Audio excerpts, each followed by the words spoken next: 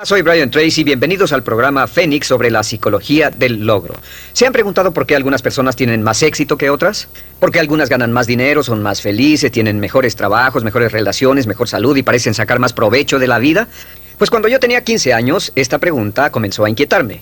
He pasado más de 25 años viajando por más de 80 países, trabajando en 30 diferentes trabajos y he invertido un total aproximado de 30,000 horas de estudio para tratar de encontrar la respuesta a por qué algunas personas tienen más éxito que otras. ¿Y saben algo? He descubierto que este es uno de los temas más estudiados del mundo, que hay más información disponible al respecto que en cualquier otra época, que hoy podemos decir con una total confianza que el éxito es tan predecible como que el sol sale por el este y se pone por el oeste. Hoy pueden tener más éxito más rápidamente de lo que habían soñado si hacen dos cosas básicas. Número 1, tomen una decisión que exceda todos sus niveles previos de logros. Tomen la decisión de tener éxito y de lograr sus metas como se las proponga. Y número 2, aprenda cómo.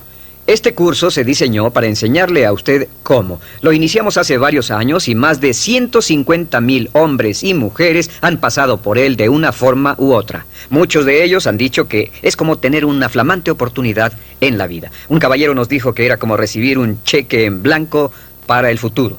En las próximas horas le enseñaremos las cosas más importantes que se hayan encontrado, que se hayan descubierto y redescubierto, que se remontan a hace 4,000 años en la historia, la ciencia, la religión, la metafísica, la psicología, la filosofía y todos los campos esotéricos de estudio han llegado a la conclusión de la que vamos a hablar en este programa. Si usan solo algunas de las cosas que aprenderán en este programa, pueden mejorar en forma importante sus resultados. Ahora, al estudiar el tema del éxito, debemos hacer a un lado algunos conceptos previos. Hace tiempo yo tenía la idea de que para poder tener éxito uno debía ser especialmente inteligente o tener una excelente educación, debía ser muy bien parecido, tener contactos o tener suerte. He examinado esto totalmente y no existe ninguna correlación entre el éxito y la inteligencia, la educación, la suerte, los contactos y la apariencia. Son útiles en algunos casos, pero no existe una correlación directa. El éxito se basa en otras cosas. Ahora, antes de seguir adelante, déjenme decirles lo que significa éxito. Cuando observamos la diferencia entre los animales y los humanos, vemos que los animales tienen lo que se llama instinto de supervivencia. Los animales trabajan para tener suficiente comida, un lugar donde dormir, donde reproducirse y después hibernan o mueren. Los humanos tienen lo que puede llamarse un instinto de éxito. Un instinto de éxito significa que los humanos son dirigidos internamente hacia el éxito. ¿Qué es tan natural para usted ser una persona de éxito o querer tener éxito como lo es inspirar y expirar? Ese éxito, ese empuje por ser, por tener y por hacer más, por llenar su potencial como ser humano, es una parte absolutamente esencial de su ser. Nunca estamos satisfechos mientras estamos vivos. Siempre queremos tener más, siempre queremos ser más, siempre queremos hacer más. Y por supuesto la pregunta es, ¿por qué tan pocas personas logran cosas en la vida? Hablemos de lo que comprende el instinto del éxito. Ahora he visto esto por años y años y desde mi concepto el éxito puede dividirse y ponerse bajo 7 categorías. Hay 7 ingredientes para el éxito y si se tienen estos 7, todo lo que pueda desearse en la vida puede colocarse bajo ellas. Veamos. Número 1, punto inicial del éxito. Lo más importante dentro de la lista de la historia humana es la paz mental. La paz mental significa que se siente contento, en paz, con relajación interior. Paz mental también significa libertad. Libertad en especial del temor. Libertad del temor, del estrés, de la ansiedad, del deseo, de la carencia, de las emociones negativas, de la culpa, etc. La paz mental es el primer ingrediente y el más importante del éxito porque si obtiene alguna cosa en la vida y no consigue paz mental, no podrá disfrutarla. El ingrediente número 2 del éxito, salud y energía. La salud y la energía son importantes. Si tenemos salud, estamos libres de enfermedad, libres de malestar, libres de dolor, libres de sufrimiento, etc. Pero también es importante la energía y hoy sabemos, como resultado de una investigación exhaustiva en medicina y psicología, que existe una correlación muy importante entre la paz mental y la energía. Entre el 80 y 90% de los males que sufre el cuerpo humano, incluyendo las razones por las que morimos antes de tiempo, tienen que ver con la perturbación de la paz mental. La medicina psicosomática se basa en el descubrimiento de que la psique, la mente, enferma al soma, al cuerpo. Entonces, al lograr niveles más altos de paz mental, automáticamente tenemos mejores niveles de salud y energía. Las relaciones amorosas significan que tenemos la capacidad y la habilidad de entrar en relaciones a largo plazo de amor con otros hombres y mujeres. Significa que tenemos la capacidad de darnos amor y ser amados, y la habilidad de sostener una relación amorosa es una parte esencial de un ser humano, es una característica esencial de nuestra especie humana. Y al ver las relaciones amorosas, veremos que casi todos los problemas que tenemos en la vida, un 85% de nuestros problemas en la vida, como dicen, hablan por sí mismos. El 85% de sus éxitos estarán determinados por lo bien que se relacione con otras personas. La calidad y cantidad de nuestras relaciones es una marca real de lo bien que estamos como seres humanos. Y como se sabe, los problemas en nuestras relaciones desde la primera infancia hasta que llegamos a ser adultos influyen en nuestra salud y energía y en nuestra paz mental. Si las relaciones son estables, la salud y la energía serán estables y tendremos una gran paz mental. ¿Cómo medir las relaciones amorosas? Pues una de las medidas más simples que pueden usarse es simplemente esta, es preguntarse cuánto se ríe con otra persona. Esto es importante. ¿Cuánto se ríe? Porque encontrará que lo primero que entra en una relación feliz y una de las primeras cosas que se va cuando una relación comienza a amargarse es la risa. La risa, porque es una expresión completamente espontánea de la vida, es la marca real de una personalidad sana y una relación sana, como sabe por experiencia propia. Ahora, el ingrediente número 4 del éxito, libertad financiera. La libertad financiera significa que tiene suficiente dinero como para no preocuparse por el dinero. Algunas personas tienen la tendencia de decir, pues el éxito solo es cuestión de dinero y no les interesa el dinero. Pero el hecho real es que el dinero es importante. Se necesita dinero para comprar ropa, libros, para ir a la escuela, pagar atención médica, viajar, tener todas las cosas buenas de la vida. Y cada uno de nosotros, para poder llegar al punto donde sabemos que tenemos la capacidad de ganar dinero suficiente para no preocuparnos más por él, debemos llegar al punto en que podamos pensar en otras cosas, cosas más altas, nuestras relaciones, nuestra salud, el mejoramiento de la mente, la expansión de nuestra vida emocional y espiritual. Todos debemos tener la habilidad de ganar más dinero y la mayoría de las personas desafortunadamente no ganan suficiente dinero según estiman. En este curso van a aprender cómo podrán ganar casi todo el dinero que deseen durante su vida si están dispuestos a hacer un esfuerzo y a pagar el precio necesario. El quinto ingrediente del éxito es metas e ideales valiosos. Metas e ideales valiosos. A veces cuando hablamos de ideales nos referimos a valores. Sabemos que los valores realmente viven en el corazón del ser humano. Lo que son sus valores determina casi todo lo que pasa. Las metas e ideales valiosos nos dan una sensación de significado. Significado y propósito. El doctor Víctor Frankl, fundador de la terapia Logo, concluyó después de toda una vida de investigación que nosotros como humanos necesitamos de significado y propósito. Necesitamos saber que estamos haciendo algo importante, saber al levantarnos por qué nos levantamos. Necesitamos creer en lo que hacemos, necesitamos impulsos, motivaciones, alicientes, emociones en la vida. Así que las metas valiosas y los ideales son críticos, y las metas valiosas y los ideales que sean consistentes con sus valores. Lo que hemos descubierto es que tal vez un 80% o más de personas tienen muy pocos o ningún valor, no tienen sentido de dirección, solo divagan, solo hacen lo que alguna otra persona les pide que hagan, y este es un problema importante que contribuye a la infelicidad. El sexto ingrediente del éxito es el autoconocimiento, la autocomprensión, autoconocimiento y autocomprensión. ¿Qué significa esto? Pues significa que sabe y entiende quién es, por qué hace lo que hace, que lo motiva a vivir, y también significa que es honesto consigo mismo, y significa que tiene el valor y el carácter para enfrentarse honestamente con usted, y eso es muy importante. Tiene la honestidad de enfrentar su fortaleza y sus debilidades, tiene la honestidad y la integridad de ver dentro de usted mismo para comprender por qué hace lo que hace, qué lo hace moverse. Y en este curso, por cierto, vamos a darle una gran cantidad de información de por qué es como es y cómo puede cambiar de manera positiva si no está contento con ello. El séptimo ingrediente del éxito es realmente un resultado y sentido de cumplimiento personal. Es un sentido de cumplimiento personal, lo que Abraham Maslow llamó actualización de uno mismo. Es decir, es una sensación de que se está volviendo en todo lo que es capaz de convertirse. La actualización de sí mismo significa que cada día siente que va en dirección de llenar todas sus posibilidades inherentes. La actualización de sí mismo viene como resultado de tener metas e ideales valiosos, de tener relaciones amorosas, de tener un alto grado de conocimiento y comprensión de sí mismo, lo que genera salud y energía, paz mental, relaciones amorosas, etc. Lo interesante y trágico es que la mayoría de hombres y mujeres de hoy logran tan poco. En una escala del 1 al 10 en términos de potencial humano, la persona promedio está funcionando por debajo de lo que es capaz de lograr. En una escala del 1 al 10, la persona promedio tal vez no alcanza arriba de un 2 o un 3. Un 84% de las personas que trabajan son subempleadas, pues sus trabajos no llenan sus habilidades y su potencial. Un 80% preferiría estar haciendo algo más. En un estudio de matrimonios descubrimos que un 38% de parejas preferirían estar casadas con otra persona. También hemos descubierto que la gran mayoría de personas en nuestra sociedad, después de toda una vida de recibir un buen salario, se retiran quebrados, se retiran pobres o con su pensión. Solo un 1% se enriquecía, solo un 5% se volvía independiente, un 15% tenía algunos ahorros y un 80% dependía de los demás. Los ahorros promedio, los ahorros de toda una vida de una pareja retirada en América o Canadá hoy es menos de $60,000 después de ganar entre $500,000 y $1 millón en una vida laboral promedio. Porque la razón número 1 es que llegamos a este mundo sin un manual de instrucciones. Pasamos toda la educación y nunca se nos enseña nada sobre el éxito. Personalmente creo que debería haber un curso sobre éxito en cada grado escolar, en todas las escuelas preparatorias y universidades. Llegamos al mundo como una computadora. Imagínense que compraron una hermosa computadora y la llevaron a su casa.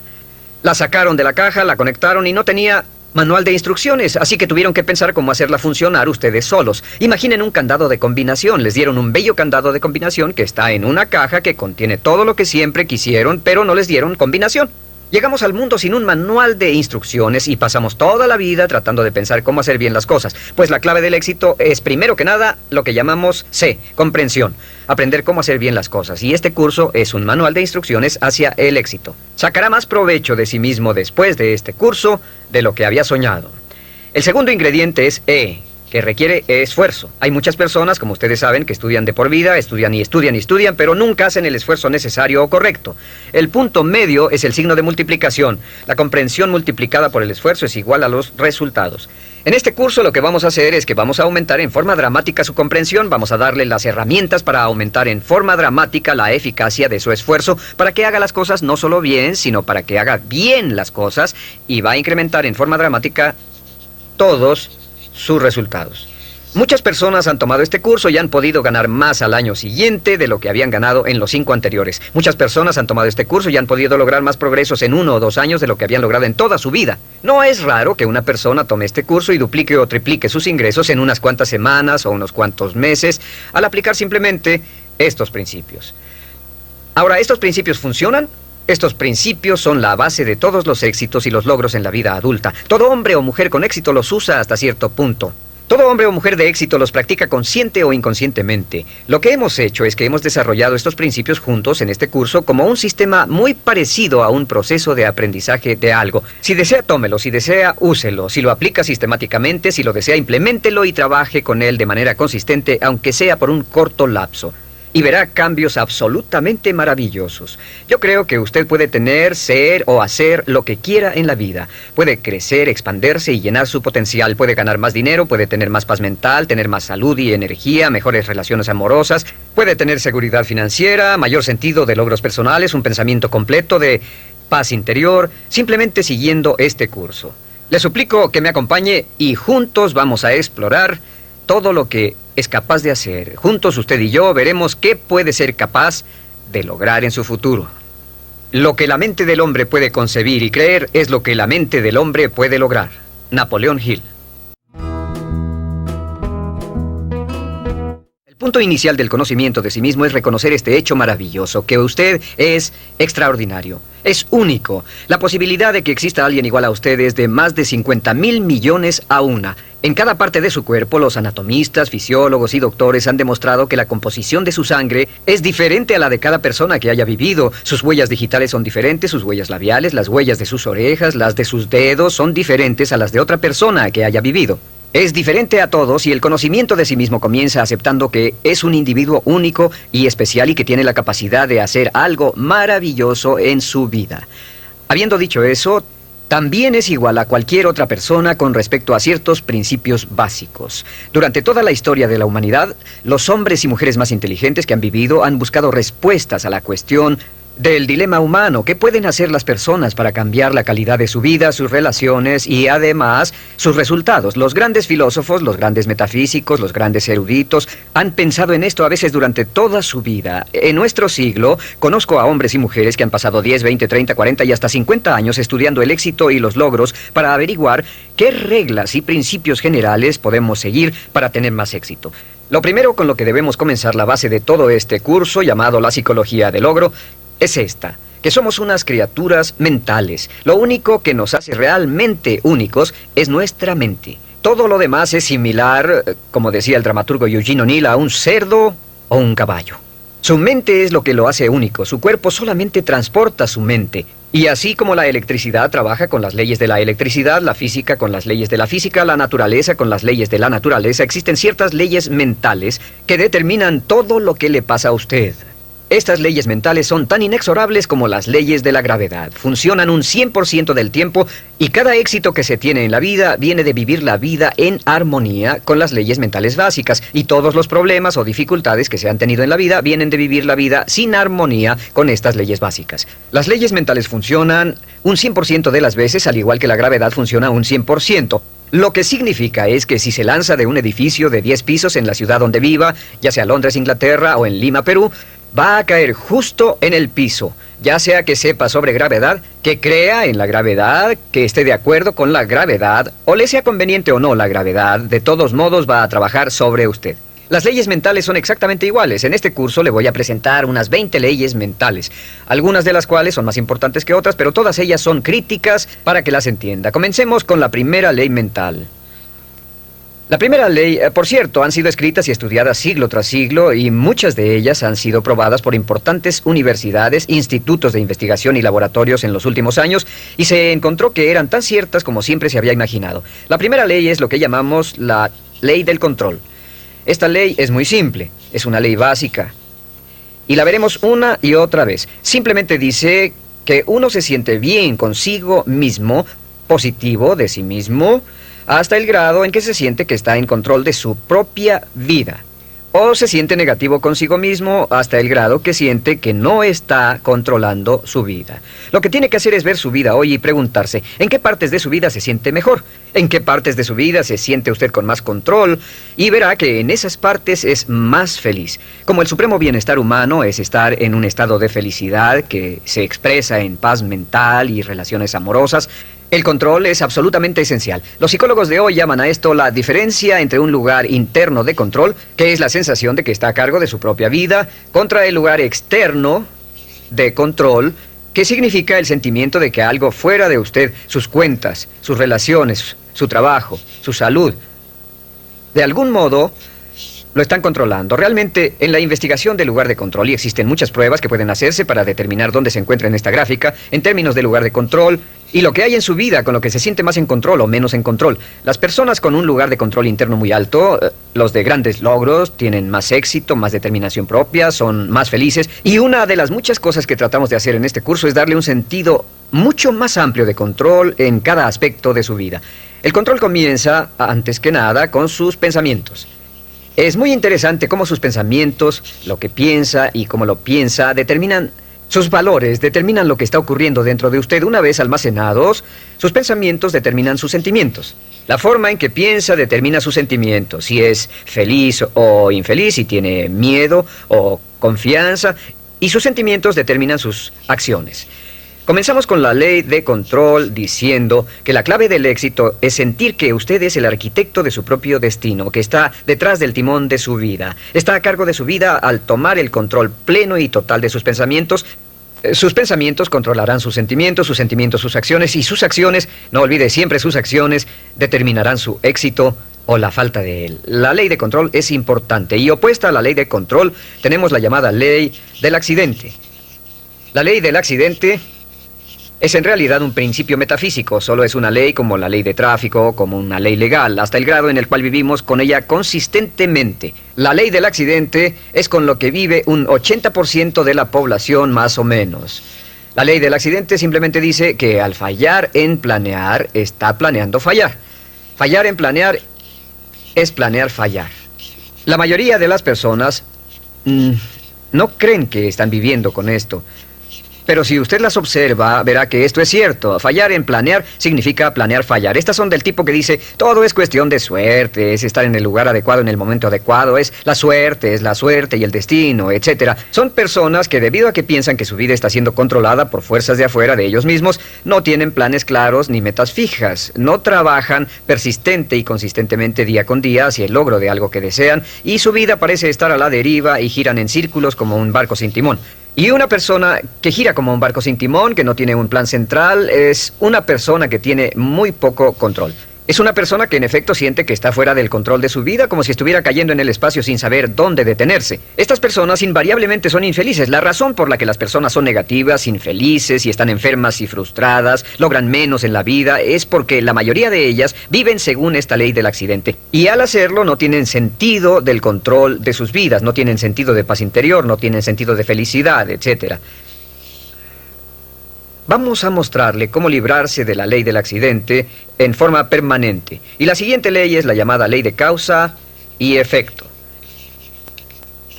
La ley de causa y efecto dice que para cada efecto en la vida existe una causa específica. Todo lo que pasa en el universo pasa por una razón, nada pasa por accidente. Los fracasos no ocurren por accidente, los éxitos no ocurren por accidente, la felicidad o falta de ella son resultado de causa y efecto en nuestras relaciones. Si quiere tener un efecto en su vida del que desee tener más éxito, más dinero, más felicidad, mejor salud, retroceda hasta la causa y entonces refuerce esa causa. Y si quiere tener menos de algo, menos problemas, menos dificultades, etc., regrese y revise cuál es la causa. Todos los progresos en la vida y en la sociedad humana se generan de identificar las causas de lo que queramos tener más o menos y cambiar las causas. Ahora, la ley de causa y efecto es, por supuesto, la ley de acero del universo. Esta es la ley a la que podemos volver una y otra vez y muchas de nuestras leyes son paráfrasis de la ley de acero. También se le llama la ley de sembrar y cosechar. Lo que se siembra se cosecha. Pero la ley de acero, la ley de causa y efecto, nos da un sentido completo de control. Si creemos que existe una relación de causa y efecto, que todo pasa por una razón, entonces tenemos una tremenda sensación de control en nuestra vida y podemos identificar las causas y duplicarlas. Podemos hacer de nuestras vidas lo que queramos. La aplicación más importante de la ley de causa y efecto es esta, que los pensamientos son causas y que las condiciones son efectos. Los pensamientos son causas y las condiciones simples efectos. El punto inicial de todos sus pensamientos sobre algo, sus pensamientos sobre su trabajo, sobre una relación, sobre su salud, sobre su futuro, sus pensamientos se vuelven agentes causales y las condiciones se vuelven efectos. Si desea cambiar cualquiera de las condiciones de su vida, debe cambiar los pensamientos que reciben dichas condiciones, debe cambiar lo que está ocurriendo en su mente. Ahora, lo sorprendente es que solo hay una cosa en todo el universo sobre lo que tiene un control total y eso es sus pensamientos. Si toma un control total y pleno de sus pensamientos y los mantiene junto con todo lo que desea de un modo positivo, entonces sus efectos se ocuparán de sí mismos con la inevitabilidad de una ley de la naturaleza. La siguiente ley es la llamada ley de la creencia. Esta ley solo dice que crea en lo que crea con fuerza, y esa es la clave, con fuerza, entre más emoción ponga en su creencia, se volverá realidad. Se volverá su realidad porque usted siempre actuará de un modo consistente con sus creencias. De hecho, toda su realidad ahora es su imagen, toda su imagen externa de sus creencias más añoradas. Si cree usted en algo positivo o si cree en algo negativo, o como dice Henry Ford, si cree que puede hacer algo o cree que no puede hacerlo, tiene razón. Nuestras creencias forman nuestras realidades. Hasta el grado en que creamos que algo sea verdad, nuestras creencias actuarán como una pantalla. Filtran cualquier información que sea inconsistente con nuestras creencias. Tenemos un deseo profundo dentro de nosotros de permanecer consistentes y siempre estamos tratando de ver nuestro mundo, de racionalizarlo, de interpretarlo para que sea consistente con lo que ya hemos decidido creer. Desarrollamos lo que se llama escatomas. Escatoma es una palabra que en psicología significa que desarrollamos puntos débiles. No vemos las oportunidades, estamos convencidos de que no existen. No vemos las posibilidades de éxito si no creemos que el éxito será posible para nosotros. Sin embargo, si comenzamos a cambiar nuestras creencias, cambiamos nuestra realidad. Les daré un ejemplo. Se cuenta la historia de un joven que venía de un pueblo del oeste. Es una historia cierta, salió en el Journal de Psicología hace un par de años. Sacó 10 en toda la secundaria y la preparatoria, y al final del último semestre escribió su prueba de aptitud para asistir a la universidad. Semanas después recibió una carta que decía, logró 98 puntos en la prueba de aptitudes y por lo tanto lo admitimos en la universidad para el otoño. Pero como no sabía mucho sobre pruebas de aptitudes, pensó que el 98 era su coeficiente intelectual. Una calificación de 98 está por debajo del promedio y como 20 puntos abajo de lo que hace falta para la universidad. Se convenció de ello y descartó toda su carrera de puros 10. Estaba convencido de que no podría trabajar a nivel de universidad, pero fue al colegio en el otoño. Después del primer semestre estaba reprobando o casi reprobando todas las materias. Su consejero lo llamó y le dijo, ¿cuál es el problema? Su preparatoria fue excelente y estos cursos solo tienen un grado más de dificultad de los de su preparatoria. Tiene problemas con las chicas, con las drogas, con la adaptación. ¿Qué es lo que pasa? Y dijo, pues señor, hago lo más que puedo, no puede culparme. Saqué 98 de IQ. El consejero lo vio y le dijo, ¿de qué estás hablando? Y dijo, pues, en su carta decía que saqué 98 en la prueba de aptitudes. Y él dijo, hijo, eso no es un IQ, eso no es tu coeficiente intelectual de ninguna manera. Lo que pasa es que llegaste a un nivel más alto que el 98% de los estudiantes en el país que hicieron esa prueba. Eres uno de los chicos más brillantes en la universidad. Este joven salió y verificó los datos recibidos y descubrió que era cierto, que el 98 no era su coeficiente intelectual. Volvió a sus cursos y 2 años después estaba entre los 10 mejores estudiantes en la universidad. Iba a la cabeza en todas sus clases. Cuando cambió su realidad, cuando cambió sus creencias sobre su inteligencia, su realidad cambió de inmediato. Un punto importante respecto a esto es que todos tenemos creencias autodeterminantes. Todos creemos en que estamos limitados en cierto modo. Todos creemos que estamos limitados en inteligencia, creatividad, habilidad para hacer dinero. No puedo vender, no puedo hablar frente a un público. Creemos que no somos capaces de ser puntuales, que no tenemos habilidades mecánicas, etc. Investigaciones exhaustivas demuestran que nuestros talentos están muy bien esparcidos entre la población, que la mayoría de las limitaciones que tenemos en realidad no existen, solo existen en nuestra propia mente. Uno de los puntos iniciales de los grandes logros es comenzar a cuestionarse esas creencias autolimitantes y desecharlas y actuar como si no existieran. Y si usted actúa como si no existieran, simplemente desaparecen. Bien, la siguiente ley es la llamada ley de la expectativa. La ley de la expectativa es la ley de la que hemos hablado durante toda la historia humana, igual que la ley de las creencias. La ley de las creencias, dice William James, crea el hecho de que mientras el hombre crea y confía en su corazón, es él. La ley de la expectativa dice una y otra vez, lo que se espera se consigue. No se consigue lo que se quiere, sino lo que se espera. Sus expectativas, en especial sus expectativas sobre sus resultados, cómo cree que las cosas van a ocurrir, el convertirse en su propia profecía de logros. Y el doctor Robert Rosenthal de la Universidad de Harvard ha hecho alrededor de 300 experimentos sobre la teoría de la expectativa, y el doctor Rosenthal descubrió que sus expectativas tienen un efecto sobre otras personas y eventos y circunstancias, aunque sus expectativas vengan de una información totalmente falsa. Sea lo que sea, si lo espera con confianza. En otras palabras, si espera buenas cosas con la confianza de que pasen, sorpresa, sorpresa, le pasarán buenas cosas. Y si espera cosas negativas con confianza, entonces le van a pasar cosas negativas. Las personas con más éxito han desarrollado una actitud de esperar con confianza que les pasen cosas buenas.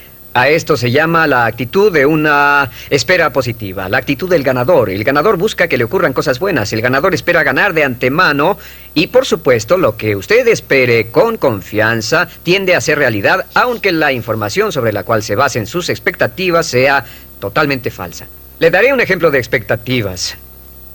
Hace algunos años, el doctor Rosenthal llevaba a cabo una variedad de diferentes experimentos y llegó a la conclusión de que las expectativas que los maestros tenían de los estudiantes afectaban su habilidad para aprender y sus calificaciones. Así que realizó una serie de experimentos y uno muy importante fue el siguiente. Fue al área de la Bahía de San Francisco al inicio de un año escolar y pidió al director que llamara a 3 maestros. El director dijo a los maestros que a los 3 maestros les dijo que debido a su excelencia habían sido escogidos como los 3 mejores maestros de la escuela y a cada uno le iban a dar 30 estudiantes de los más brillantes de la escuela identificados por pruebas de IQ al final del último semestre. Podrían enseñarle a estos estudiantes durante un año y los expertos estimaban que estos estudiantes subirían en logros escolares un promedio de 20 a 30 en el transcurso de ese año escolar. Una de las condiciones, se les dijo a los maestros, era que no debían decírselo a los estudiantes ni a sus padres. Debían seguir enseñando de la misma forma y las clases serían supervisadas para estar seguros de que enseñaban de la misma forma. Pero con la diferencia de que les habían dado a 30 estudiantes brillantes ese año. Los maestros estaban encantados, emocionados, disfrutaban mucho, trabajaban duro con los estudiantes, invertían tiempo después de la escuela, se involucraron realmente mucho en la enseñanza y al final del año, ¡oh sorpresa!, las 3 clases iban a la cabeza no solo de la escuela, sino de todo el distrito en cuanto a logros académicos. Al final del año citaron a los maestros y les dijeron: vaya, tuvieron un buen año. Sí, fue genial, los chicos eran brillantes, tenían ganas de aprender. Les vamos a decir la verdad, esto fue un experimento. Lo cierto es que al principio del año escolar escogimos los nombres de 90 estudiantes al azar de toda la población y los asignamos a sus clases sin saber sus IQs.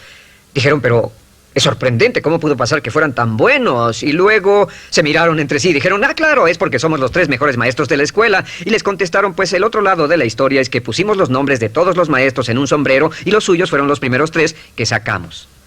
A esto llamamos un doble experimento ciego. Fueron constantes en todo excepto en las expectativas. Y la expectativa de los maestros fue explícita. Pensamos que son maestros excelentes. La expectativa de los maestros sobre los estudiantes fue implícita. Nunca hablaron de eso. Los maestros trataron a esos estudiantes como si realmente fueran inteligentes y los estudiantes respondieron y maduraron. Y en una de las clases, un estudiante de principios de año al final aumentó 25 puntos de IQ. En experimentos subsecuentes, un estudiante brincó hasta 27 puntos de IQ, lo que prueba que los maestros con grandes esperanzas hacen que salga la inteligencia en los estudiantes que no saben que la tienen. Marva Collins, la famosa maestra de Chicago, descubrió que si se trata a los estudiantes como si fueran inteligentes y se trabaja con ellos como si realmente fueran brillantes, simplemente nos sorprenden en términos de logros académicos. Ahora, esto nos lleva al papel crítico de las expectativas en nuestra vida. La primera parte de las esperanzas, la número 1... y donde las expectativas le afectan, las expectativas de sus padres. Hemos visto que como adultos tenemos la tendencia de tratar de vivir según las expectativas de nuestros padres toda la vida. Si nuestros padres fueron fuertes y nos apoyaron y fueron amorosos, amables, alentadores y creyeron en nosotros, inconscientemente lucharemos por vivir una vida consistente con estas expectativas. Si nuestros padres fueron críticos y condenadores, quejumbrosos y estaban descontentos con nosotros, etc., veremos que toda nuestra vida tenemos la tendencia de menospreciarnos. Así que estén alertas. ¿Cuáles eran las expectativas de sus padres? ¿Positivas, negativas, alentadoras, desalentadoras? ¿Y cuánto están afectándole ahora? La segunda área de expectativa es la expectativa de su jefe.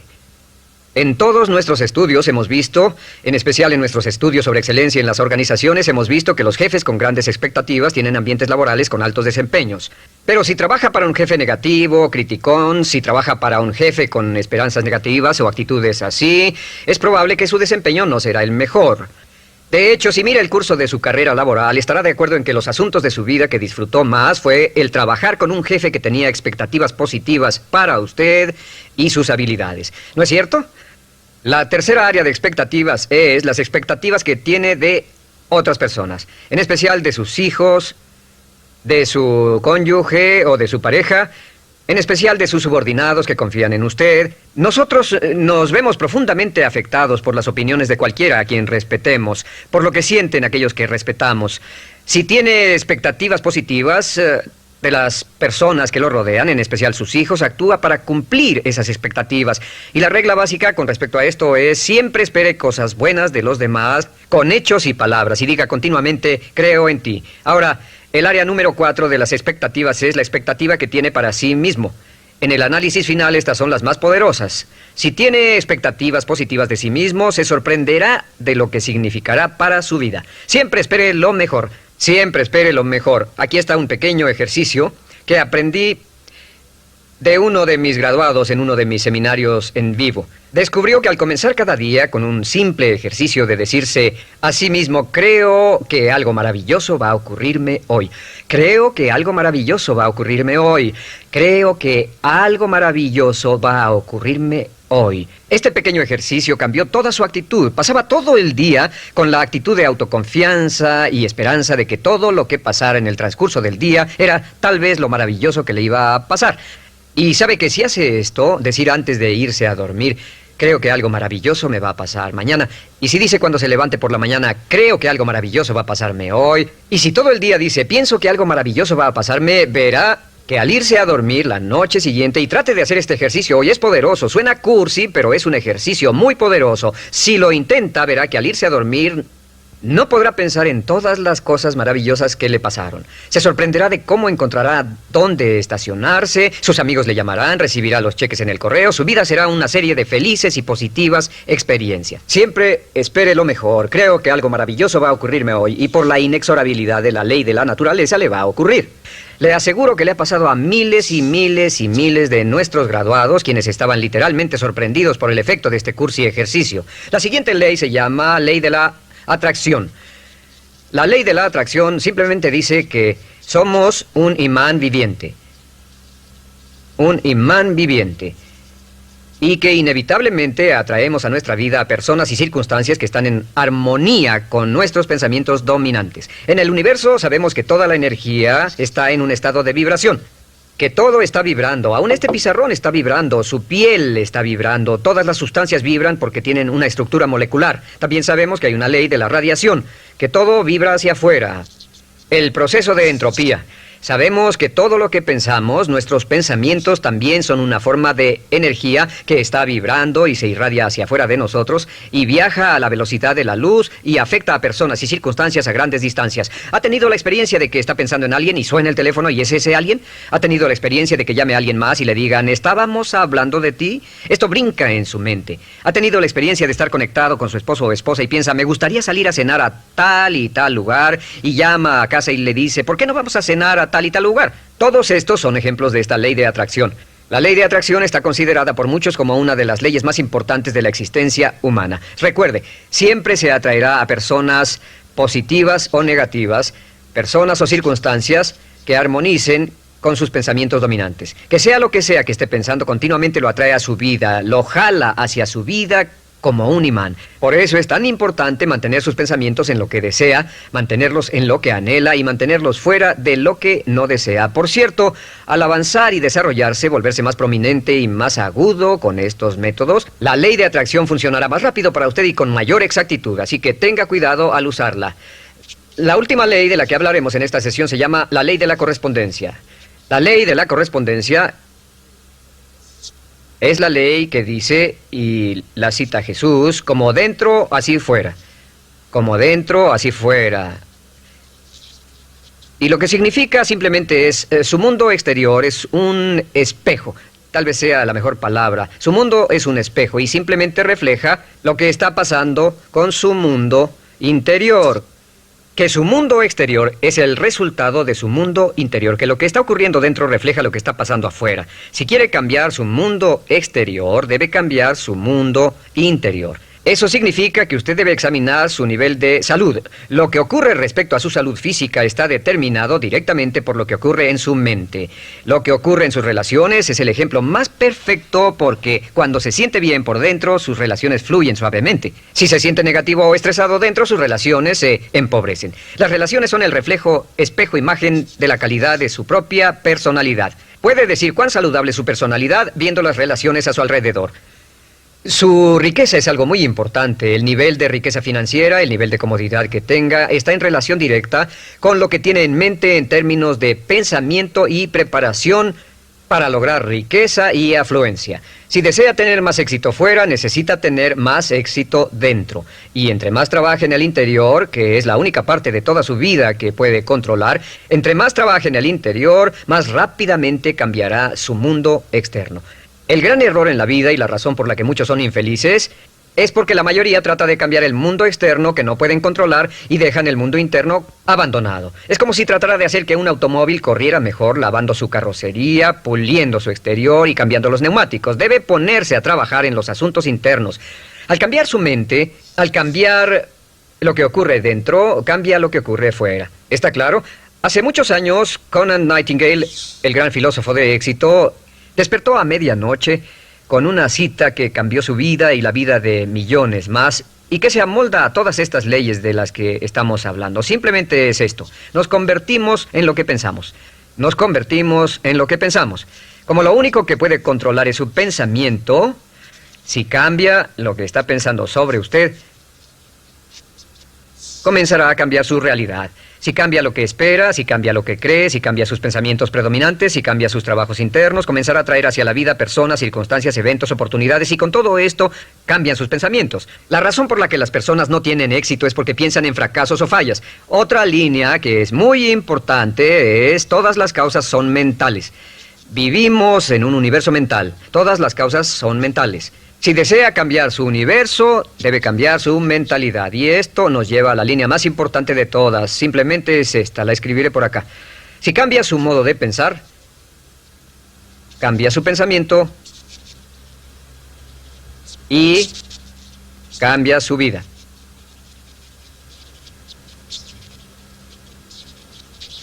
Cambie su pensamiento y cambiará su vida. Ahora, en el transcurso de los años, ha acumulado y reunido una gran cantidad de información, ha acumulado y reunido una enorme cantidad de experiencias, algunas positivas, otras negativas. Cada una de ellas está almacenada, cada una de ellas tiene cierto efecto en lo que le está pasando ahora. Y al avanzar en este curso, le enseñaremos de manera sistemática cómo puede cambiar sus pensamientos y llevarlos a una correlación perfecta dentro con el tipo de vida exitosa, feliz, dinámica, vital y llena de alegría que desea usted tener en el exterior. Lo que la mente de un hombre puede concebir y creer es lo que la mente de un hombre puede lograr. Hablando de potencial humano, ¿alguna vez se han preguntado a qué se debe la gran disparidad de resultados y desempeño entre una persona y otra?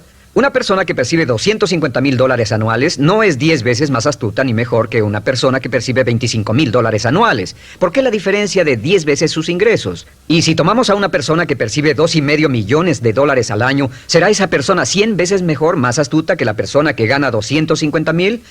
Imposible. En un estudio reciente de coeficiente intelectual probaron a 1,000 personas de una cierta población y llegaron a la conclusión de que la mejor persona entre los 1,000 solo era 2,5 veces más astuta que la persona de menor coeficiente intelectual. Solo 2,5 veces la disparidad, y tal vez eso sea con toda la población. ¿A qué supone que se debe la diferencia? Al hablar de potencial humano, llegamos a una fórmula que deduje hace algunos años. Tal vez eso lo explique un poco. La fórmula comienza con lo que llamamos AI. O sea, atributos innatos, las cualidades, la inteligencia, la habilidad, el temperamento, cosas con las que se nace que no pueden cambiarse mucho. Además de los atributos adquiridos. Estos atributos son muy importantes, son su educación, su capacitación, sus capacidades, su experiencia, conocimiento, sabiduría, etc. Multiplicado por A, que es su actitud, es igual al potencial humano individual o al desempeño humano individual o resultados individuales humanos. Ahora, de estos tres, los atributos innatos se traen desde el nacimiento. Los adquiridos pueden cambiarse, pero se necesita cierto tiempo para ello, aunque a veces cambiamos muy rápidamente.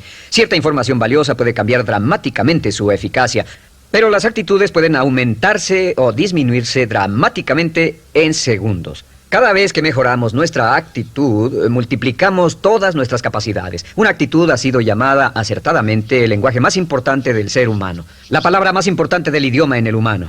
Todo lo que hacemos en la vida, según un estudio en Harvard entre estudiantes ejecutivos, será en un 85% de actitudes. Un 85% de su éxito estará determinado por su actitud. Eso significa que está determinado por cuán positivo o cuánta actitud mental positiva se tenga. Las personas con actitudes mentales positivas tienden a avanzar más rápidamente, se mueven hacia la cima en organizaciones valiosas, ganan más dinero, sacan más satisfacción de la vida. Una actitud mental positiva no significa que baile por las calles y arroje flores. Solo significa que tome una actitud constructiva en general o se aproxime hacia su trabajo, su vida, sus problemas, relaciones, etc. Según el informe Cox de las empresas americanas, según la revista Success, un 85% más de todo lo que se logra se debe a la actitud. Y la pregunta es, ¿de dónde vienen las actitudes? Las actitudes vienen de las expectativas. Muy simple, ya hablamos de eso. Y una forma muy poderosa de mejorar su actitud instantáneamente es decir, aunque no lo crea, pienso que algo maravilloso va a ocurrirme hoy. Como dijimos antes, nuestras expectativas sobre los desenlaces determinan nuestra actitud. Si espera que las cosas salgan bien, tendrá una actitud positiva. Si espera que salgan mal, tendrá una actitud negativa. Y lo maravilloso es que podemos fabricar nuestras expectativas. Podemos esperar lo que deseamos. Podemos esperar cosas buenas, cosas malas, y no nos decepcionaremos. ¿De dónde surgen nuestras expectativas? Nuestras expectativas surgen de nuestras creencias y de nuestros valores.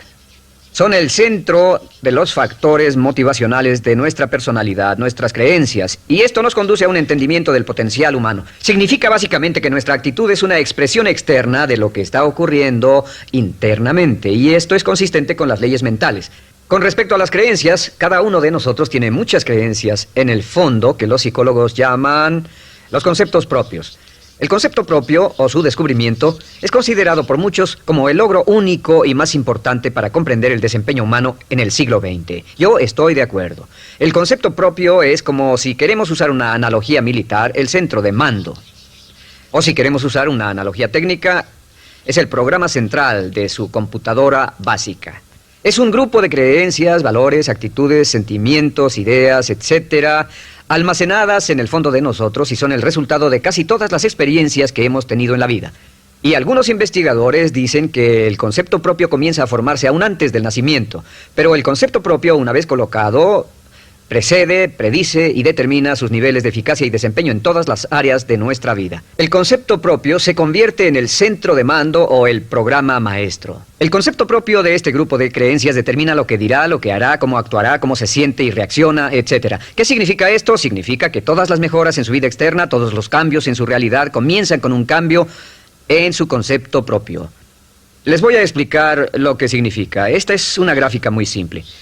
Hablamos de potencial humano y decimos que la persona promedio usa un 10% o menos de su potencial.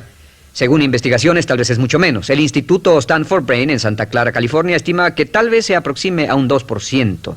Seremos generosos y diremos que la persona promedio usa un 10%. Significa que en los mejores casos, la mayoría, como usted o yo, no usamos un 90% de nuestro potencial. Uno de los mejores filósofos, Oliver Wendell Holmes, dice que la tragedia de la persona promedio es que llegan a la tumba con su música aún por dentro. Aún están funcionando con mucho menos de su potencial total. Y esto es el potencial humano. Sabemos que existe una relación directa entre el potencial humano y el concepto propio. Pero como nuestros conceptos propios o nuestras estimaciones de nosotros mismos generalmente son mucho menores de lo que debieran ser, nuestro nivel de desempeño y eficacia también es menor. Sabemos que nuestro concepto propio es altamente subjetivo. ¿Qué significa esto? Significa que el concepto propio, lo que pensamos que es cierto sobre nosotros mismos, no está basado en la realidad, está basado en información que hemos tomado y aceptado como cierto, hasta el grado en que creemos lo que sea de nosotros mismos y se vuelve cierto para nosotros porque actuamos de una forma consistente con ello. Algunas personas que leen sus horóscopos y creen en horóscopos predicen su futuro. Hay algunas personas que toman la crítica y las opiniones de otros a quienes ni siquiera respetan y hacen suyas esas ideas, dando un resultado muy negativo. Lo que piense, lo que acepte como cierto, se vuelve cierto para usted. También sabemos que como adultos tenemos una variedad de conceptos propios. Tenemos un concepto propio de cómo vestirnos, cuánto pesamos, lo que comemos, lo bien que podemos hablar en público, qué tipo de padres somos, qué tipo de hijos somos con nuestros padres, qué tipo de esposo o esposa somos, qué tipo de amante, de conductor. Lo interesante de manejar es que todos los hombres tienen un concepto muy positivo con respecto a esto.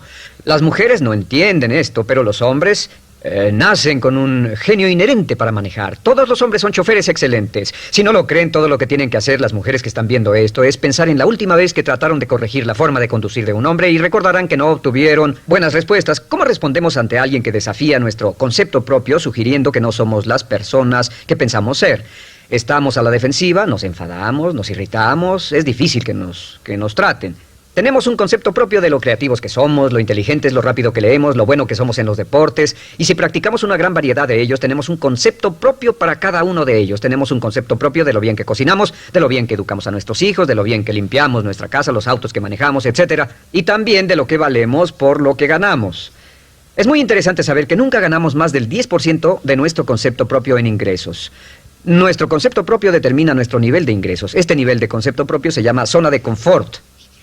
Y aunque querramos más dinero, veremos que la tendencia humana natural de todas las actitudes es luchar por lograr entrar a la zona de confort y luego quedarnos ahí.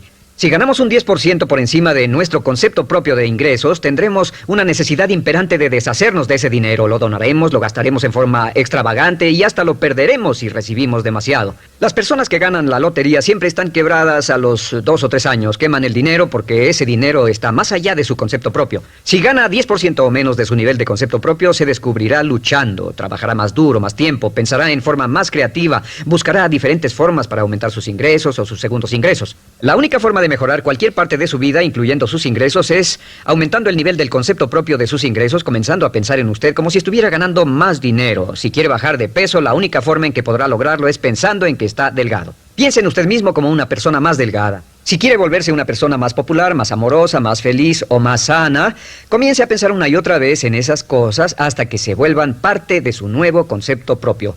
Hablaremos de eso más adelante. Es una parte esencial de la programación de su mente hacia el éxito.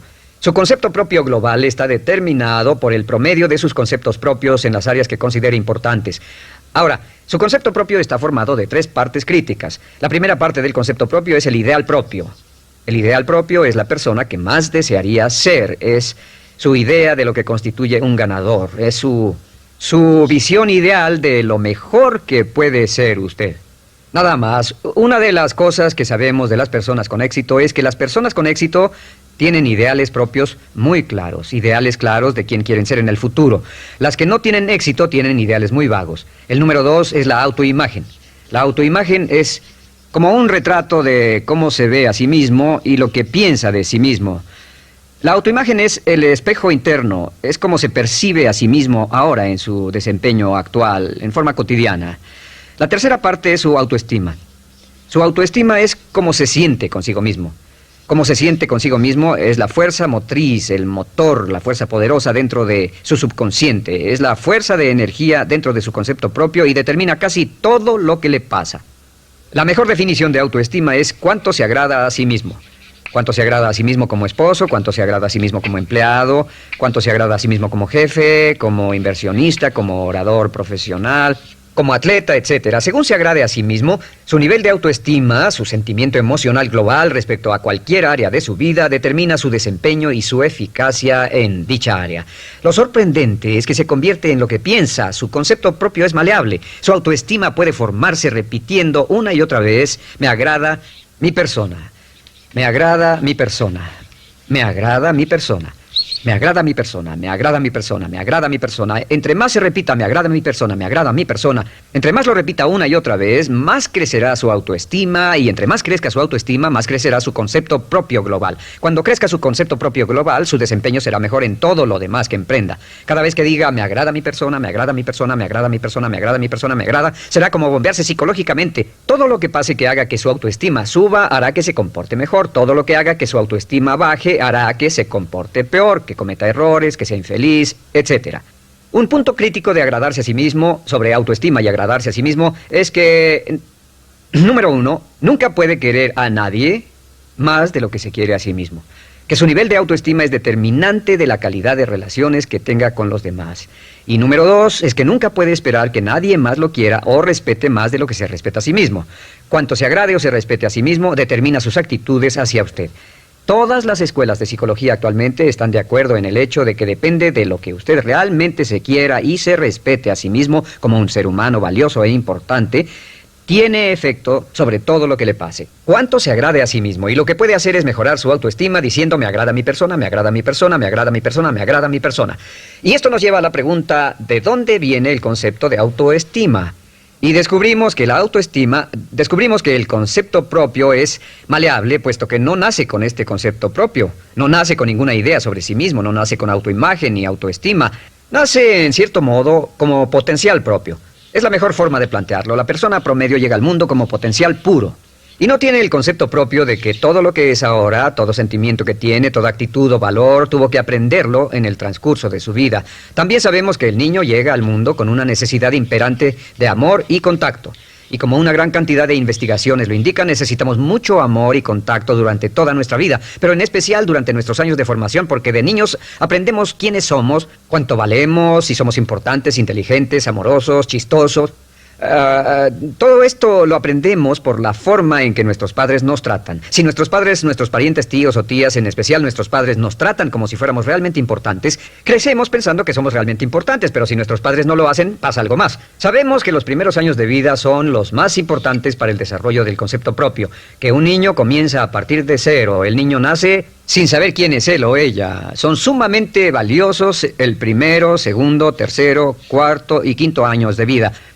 Algunos psicólogos pensaban que eran los 5 primeros años, pero ahora dicen que son los 3 primeros años. En sus 3 primeros años de vida, el niño aprende quién es, y dicen que si se les da suficiente cantidad y buena calidad de amor en los 3 a 5 primeros años, los prepara usted de por vida. Los coloca en una base sólida de autoestima y confianza en sí mismos, valor e importancia realmente. Existe una relación directa entre la calidad y la cantidad de amor y el desarrollo de una personalidad sana. Entre más amor, amor incondicional, reciba un niño en sus años formativos, más fuerte será la base de su personalidad. El reverso de la educación es que casi todos los problemas de psicosis, neurosis, perturbaciones de la personalidad y problemas de comportamiento surgen de los problemas que se tengan con el concepto propio.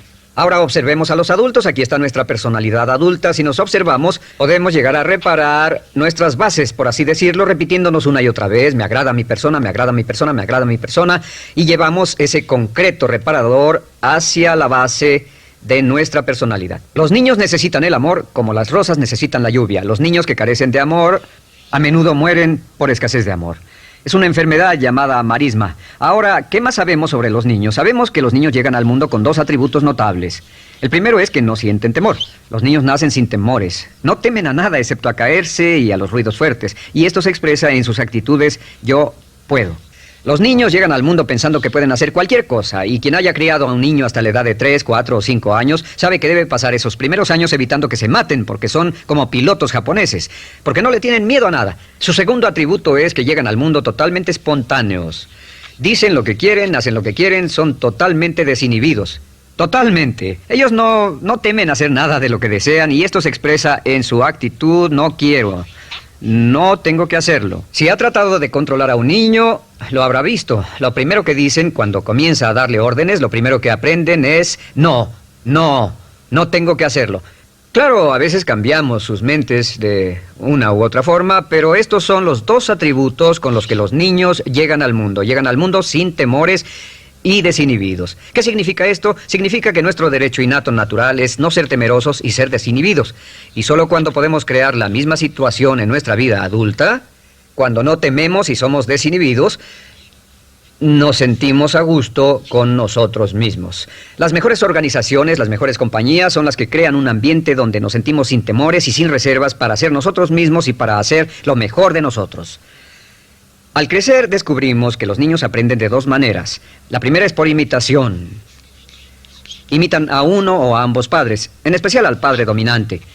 Algunas veces el padre dominante cambiará cuando crezca el niño, y a veces los niños imitan al padre, a veces a la madre, pero aprenden por imitación. Muchas características y hábitos que tenemos como adultos los aprendimos de nuestros padres. ¿Alguna vez ha tenido la ocasión de gritarle o reñirle a uno de sus hijos? Verá que le dice las mismas cosas que le dijo su padre a usted cuando era niño. Así que imitamos. A veces imitamos su caminar, a veces su forma de hablar, a veces imitamos sus valores, sus creencias, etc. Aunque esos valores y esas creencias no tengan ningún valor. ¿Por qué? Porque nuestros padres eran así cuando nosotros éramos niños. La segunda forma en que aprendemos es pasando de la incomodidad, lo que no se siente bien, hacia la comodidad. Freud llamó a esto el principio del placer. O sea que nos movemos hacia aquello que nos hace sentir cómodos, lo que nos da placer, lo que nos hace sentir bien con nosotros. Nos movemos de la incomodidad hacia la comodidad. Así es como aprendemos a no mojar el pañal, por ejemplo. Sabemos que no es agradable caminar con popó o pipí en nuestros pañales. Vemos lo que hacen nuestros padres, vemos lo que nuestros parientes hacen y decimos: estas personas no hacen lo que yo. Así aprendemos a caminar y lo demás. Así que de la incomodidad hacia la comodidad. Durante toda nuestra vida, por cierto, así es como aprendemos. Imitamos leyendo lo que otras personas hacen, estudiando libros y en el trabajo, imitamos cuando vamos a la escuela, y hacemos lo que nos da resultados positivos, lo que nos da refuerzos positivos, y hacemos cada vez menos las cosas que nos causan incomodidad o dolor. Ahora, muy temprano en la vida, como equivocación o como resultado de una equivocación que los padres cometen en la crianza, los niños comienzan a aprender hábitos y patrones negativos. Los patrones y hábitos negativos tienen sus raíces principalmente en la crítica destructiva. La crítica destructiva comienza muy temprano en la vida, a veces en los primeros meses. Y la crítica destructiva la usan los padres para dirigir y controlar a sus hijos. Desafortunadamente, tiene un efecto muy peligroso y dañino sobre nosotros, ya que la crítica destructiva tiende a minar la integridad de la personalidad del niño. Muchos de nosotros, incluyéndome a mí y a muchos de ustedes, nos hemos visto minados y heridos por la crítica destructiva más que todas las guerras en la historia. Ahora, como resultado de la crítica destructiva, comenzamos a desarrollar hábitos y patrones negativos. Los patrones de hábitos negativos son respuestas condicionadas hacia los estímulos. Los patrones de hábitos negativos se desarrollan en los inicios de la vida. Se desarrollan como resultado de una repetición del temor y el dolor una y otra vez. Se desarrollan como resultado de la crítica destructiva, el castigo físico, etc. En los inicios de la vida comenzamos a desarrollar dos manifestaciones que nos persiguen durante toda nuestra vida y más que ninguna otra cosa inhiben nuestro potencial. La primera es la llamada patrón de hábito negativo inhibido. El patrón de hábito negativo inhibido se aprende cuando al niño le dicen una y otra vez no. Aléjate de ahí, no toques eso, y se le castiga. Cuando el niño intenta algo nuevo, o se involucra con algo, o huele algo, o derrama algo, o rompe algo accidentalmente, el padre estalla y se enfada mucho. Como ven, el niño está impulsado por la curiosidad insaciable de explorar su mundo. Y lo que pasa es que cuando lo explora o se interesa y echa a perder algo, si el padre reacciona golpeando al niño, el niño comienza a pensar cada vez que intento algo nuevo, cada vez que intento algo diferente, cada vez que voy más allá de mis límites, cada vez que me salgo de mi zona de comodidad, cada vez que no juego sanamente, me golpean, me castigan, me lastiman, me envían a mi alcoba y me siento mal. Y muy pronto el niño desarrolla el sentimiento de no puedo. No puedo, no puedo. Cada vez que trato algo diferente, me castigan. No puedo, no puedo, no puedo. Es como la respuesta de Pavlov. Pavlov sonaba la campana y le daba de comer a un perro, y el perro salivaba, y Pavlov alimentaba al perro. Mientras sonaba la campana, el perro salivaba y siguió haciendo eso, y después Pavlov solo sonaba la campana y el perro salivaba. Lo que pasa en la vida adulta es que esto crea lo que llamamos temor al fracaso. El temor al fracaso es una respuesta condicionada a un proceso de crítica destructiva que ocurre en los primeros 5 o 6 años de la vida. El temor al fracaso automáticamente nos activa. Nos sentimos ansiosos, tensos, intranquilos, sentimos presiones y estrés en nuestro plexo solar, sentimos ganas de retirarnos del evento, y el temor al fracaso es la razón principal por los fracasos en la vida adulta. Es la razón principal por la que evitamos cumplir plenamente nuestro potencial. De hecho, todos los patrones de hábitos negativos se experimentan en el cuerpo físico. Puedes saber cuál es un patrón de hábito negativo porque se siente en el cuerpo físico, precisamente. El patrón de hábito negativo inhibido, el temor al fracaso, el no puedo, ocurre primero que todo en el plexo solar. ¿Ha tenido la ocasión donde debe hablar frente a un grupo, debe ir a una revisión de su desempeño, debe hacer una llamada determinante? Primero su plexo solar se aprieta. Si el temor continúa, su respiración se acelera.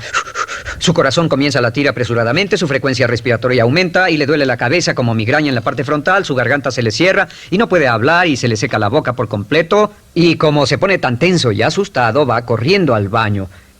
Estas son todas las manifestaciones. No hay peligro físico, pero sí peligro psicológico, una respuesta condicionada. Cuando sentimos estas cosas, la tendencia es retirarse de la situación que las ocasiona y es la razón por la que no logramos mucho si retrocedemos. Es muy importante. El segundo patrón de hábitos negativos es el compulsivo. El patrón de hábito negativo compulsivo se aprende cuando a los niños se les dice una y otra vez, más vale que lo hagas. Si no lo haces, tendrás problemas o me las pagarás. A los niños se les convierte en recipientes del amor condicionado. Los padres no intentan hacer esto, pero lo que hacen es sugerirle al niño, no te amo, por lo tanto no estás a salvo, a menos y hasta que hagas lo que yo quiero. El niño crece sintiendo, tengo que hacer lo que quiera mi mamá. Debo complacerla, debo complacer a papá, debo complacer a los demás, debo complacer a mis parientes, y a veces debo complacer a mis semejantes, debo complacer a mis maestros, debo complacer a todo el mundo, y crecen con esto, debo. No puedo hacer lo que quiero hacer, debo hacer lo que complace a las demás personas. Este patrón de hábito negativo muy temprano en la vida se traduce en el temor al rechazo. El temor al rechazo lo experimentan los hombres como adultos como un comportamiento tipo A. Hablaremos del comportamiento tipo A posteriormente. El comportamiento tipo A es una necesidad compulsiva o excesivamente compulsiva de complacer de algún modo a alguien sin normas de comportamiento, prácticamente sin pensarlo. El temor al rechazo nos impulsa, nos hace muy sensibles a las necesidades de los demás. Hacemos cosas que otras personas quieren, no hacemos lo que nosotros queremos. Siempre estamos tratando de complacer a los demás. Tenemos preocupaciones o nos importan las opiniones, sentimientos y actitudes de otros hasta el punto donde ocultamos nuestras necesidades. El temor al rechazo se siente en la columna del cuerpo. Se divide el cuerpo a la mitad y se siente hacia abajo en la mitad posterior del cuerpo. El primer lugar donde comienza a sentirse el temor al rechazo es generalmente en los hombros y el cuello. Nos sentimos entumidos, duros, tensos. Cuando tenemos mucho que hacer, sentiremos un estrés tremendo en la columna. Los músculos se estiran en la parte posterior. A veces se manifestará como flebitis y venas varicosas y a menudo nos darán dolores de cabeza en la parte posterior de esta porque las arterias carótidas que llevan la sangre hasta la cabeza, los músculos a su alrededor se contraen y la cantidad de sangre que fluye hacia la cabeza fluye más lentamente y se siente un terrible dolor de cabeza en la parte posterior. Estos dos temores, los patrones de hábitos negativos compulsivos, el compulsivo y el inhibitorio, son resultado de la crítica destructiva, el gran destructor de la personalidad que nos persigue durante toda la vida. Y lo maravilloso de todo esto es que como son patrones de hábitos aprendidos, podemos olvidarlos. Podemos acabar con el temor al fracaso que nos detiene. Podemos acabar con el temor al rechazo que hace que hagamos cosas que complacen a los demás en vez de complacernos a nosotros, trabajando con nuestra propia autoestima.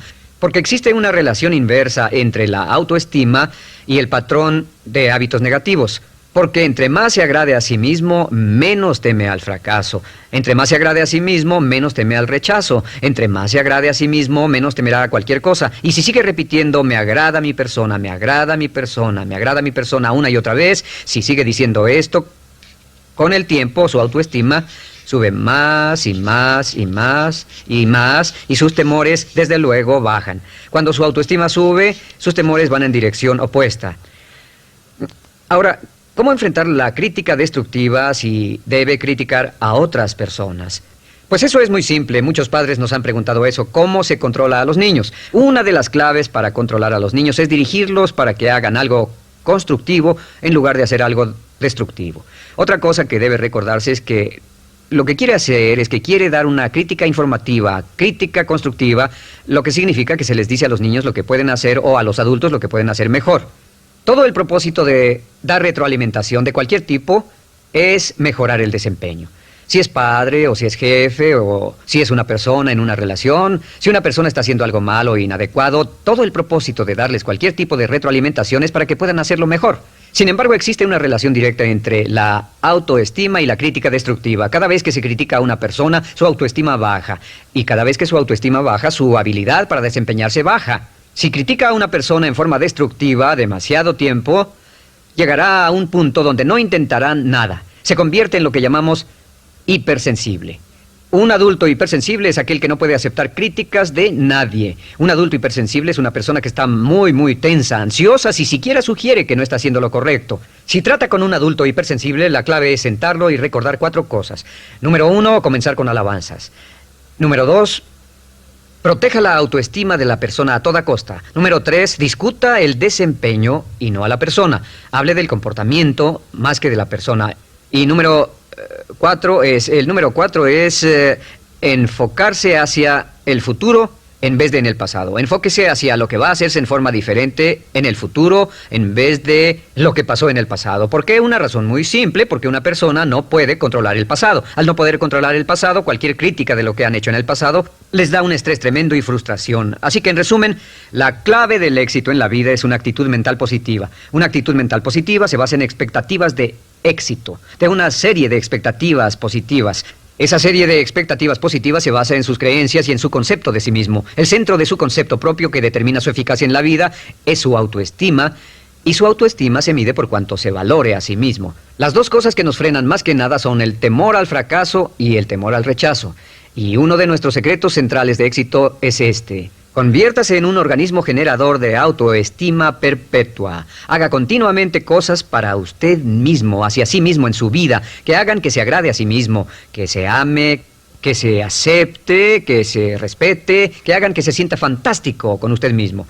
Si es un jefe o un padre, no olvide que la clave para el máximo desempeño en su hogar y en su trabajo es hacer que las personas se sientan maravillosamente consigo mismas. Entre mejor se sienta consigo mismo y más se agrade, más probable será que logre que las personas a su alrededor lo quieran, lo acepten, lo respeten, se respeten. Con el fin de desencadenar todo su potencial, es esencial que entienda la relación entre la mente consciente y la mente subconsciente. Se han escrito miles de libros sobre el tema, existen complejidades tremendas, existen referencias al consciente y subconsciente, en especial al subconsciente, a través de toda la historia humana. Al subconsciente a menudo se le llama la central de fuerza de su ser, y vamos a hablar de cómo afecta a usted más a su subconsciente al estudiar este programa. Comencemos hablando sobre la relación entre las dos mentes y qué puede hacerse para comenzar a controlar y a cambiar el programa dentro de la mente subconsciente. La mente consciente y la subconsciente están bellamente diseñadas, son un diseño maestro, si saben a qué me refiero, puesto que tienen funciones muy diferentes y trabajan perfectamente en armonía entre ellas. Tal vez una forma de ilustrarlo sería decir que la mente consciente es esta y la mente subconsciente es esta. De hecho, la mente consciente hace como un 10% del pensamiento responsable, alrededor del 10% de su alerta consciente, y la mente subconsciente efectúa al menos un 90% o más. Cuando hablamos de potencial humano y de activar el potencial humano, significa desencadenar la gran capacidad de poder del subconsciente. ¿Qué hace la mente consciente? La mente consciente tiene ciertas funciones específicas. Primero que nada, la mente consciente es subjetiva. La mente consciente puede ver al mundo claramente, por así decirlo, con claridad, y pensar en ello analíticamente, en forma objetiva, sin emoción. En segundo lugar, la mente objetiva, la mente consciente, es racional y además es discriminatoria. Estas son tres de sus cualidades. En otras palabras, puede discernir las diferencias entre la verdad y la falsedad. Es como la parte matemática o no emocional del cerebro. La mente consciente tiene 4 funciones. La primera función es, la mente consciente identifica los datos que llegan. Y los datos que llegan pueden venir de una gran variedad de fuentes. Pueden ser pensamientos que se tengan o pueden ser cosas que le están pasando en el mundo exterior. Así que digamos que camina por la calle. Camina por la calle y oye el sonido de un automóvil. Sus ojos inmediatamente se mueven a la derecha para ver qué es el sonido e identificar qué es. Cuando ve el automóvil, automáticamente relaciona ese sonido con el auto. Lo segundo que hace la mente consciente es que compara a ese automóvil en movimiento con todos los demás automóviles en movimiento que haya visto. Y si vive en una gran ciudad como Nueva York, verá un auto y comparará ese automóvil en movimiento con otros autos. Ha visto 100,000, tal vez millones de autos moverse y sus reflejos son muy, muy agudos. Si vive en un país que no tiene muchos automóviles, es factible que cuando vea un vehículo en movimiento, sus reflejos serán muy, muy lentos. La comparación se hace, por decirlo así, inspeccionando rápidamente en el subconsciente y verificando toda experiencia previa que haya tenido con autos en movimiento. Al hacer esto, al hacer la comparación, instantáneamente logra usted una respuesta. Realmente se dice que las funciones subconscientes son alrededor de 30,000 veces la velocidad de la mente consciente. Puede echar un solo vistazo, oír un ruido o pensar un pensamiento con la mente consciente e instantáneamente desencadenará una reacción que tal vez tomaría una gran cantidad de horas de evaluación si tuviera que hacerlo conscientemente. La tercera función de la mente consciente es que analiza. Una vez que tiene una respuesta de su comparación, analiza la situación. Camina usted por la calle, escucha el sonido del motor automotriz, mira hacia la derecha, ve al carro dirigirse hacia usted. Su comparación le dice que se mueve a una velocidad de 80 kilómetros por hora y que estará donde usted está en un segundo, a menos que se mueva. Así que ahora lo analiza y dice, ¿qué debo hacer? ¿Debo moverme o no? La respuesta es sí, lo que hace es que se mueve, y esto nos lleva a la cuarta función de la mente consciente, que es decidir. La mente consciente decide qué hacer después del análisis. Dice sí o no. La mente consciente funciona como una computadora binaria. Siempre dice sí o no a la información que llega. La mente consciente solo puede tener un pensamiento a la vez. Y esto es sorprendente, como van a ver, es en realidad una estructura brillante. Así que camina por la calle, oye el sonido, mira hacia la derecha, ve el auto moverse. La comparación le dice que el auto se mueve hacia usted y el análisis del auto en movimiento le dice que debe quitarse. Usted dice, ¿me moveré? ¿Sí o no? La respuesta es sí. ¿Me muevo hacia adelante? ¿Sí o no? La respuesta es no. ¿Me muevo hacia atrás? ¿Sí o no? En cuanto dice, sí, me muevo hacia atrás, esta palabra sí pasa a su mente subconsciente. La mente subconsciente al instante desencadena todos los nervios, a todas las sinapsis, a todos los tejidos para que pueda moverse hacia atrás y quitarse de ahí. No debe quedarse sentado y pensar, ¿debo mover primero el pie derecho o primero el izquierdo? Todo lo que hace es enviar la señal a la mente consciente, apoyado por una carga, por así decirlo, o por una detonación de emociones. Entre más fuerte sea la emoción, más rápidamente responderá el subconsciente a su mandato. El subconsciente se activa con las emociones. La emoción del temor, la emoción del deseo, el instinto de supervivencia, el instinto de amor. Siempre es una emoción lo que desencadena el subconsciente. De acuerdo, ¿cuáles son algunas de las características de la mente subconsciente? La mente subconsciente es como un banco masivo de datos. El papel del subconsciente es almacenar y recibir datos.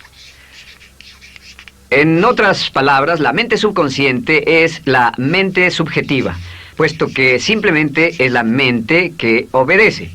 Mientras la mente consciente manda, la mente subconsciente obedece. La mente subconsciente no tiene pensamientos propios. Además, la mente consciente no tiene memoria. La mente subconsciente es el asiento de toda memoria. La mente consciente solo puede tener un pensamiento a la vez y la subconsciente retener miles de millones de hechos. La relación entre el consciente y el subconsciente es que el consciente es como un jardinero y el subconsciente es como el jardín.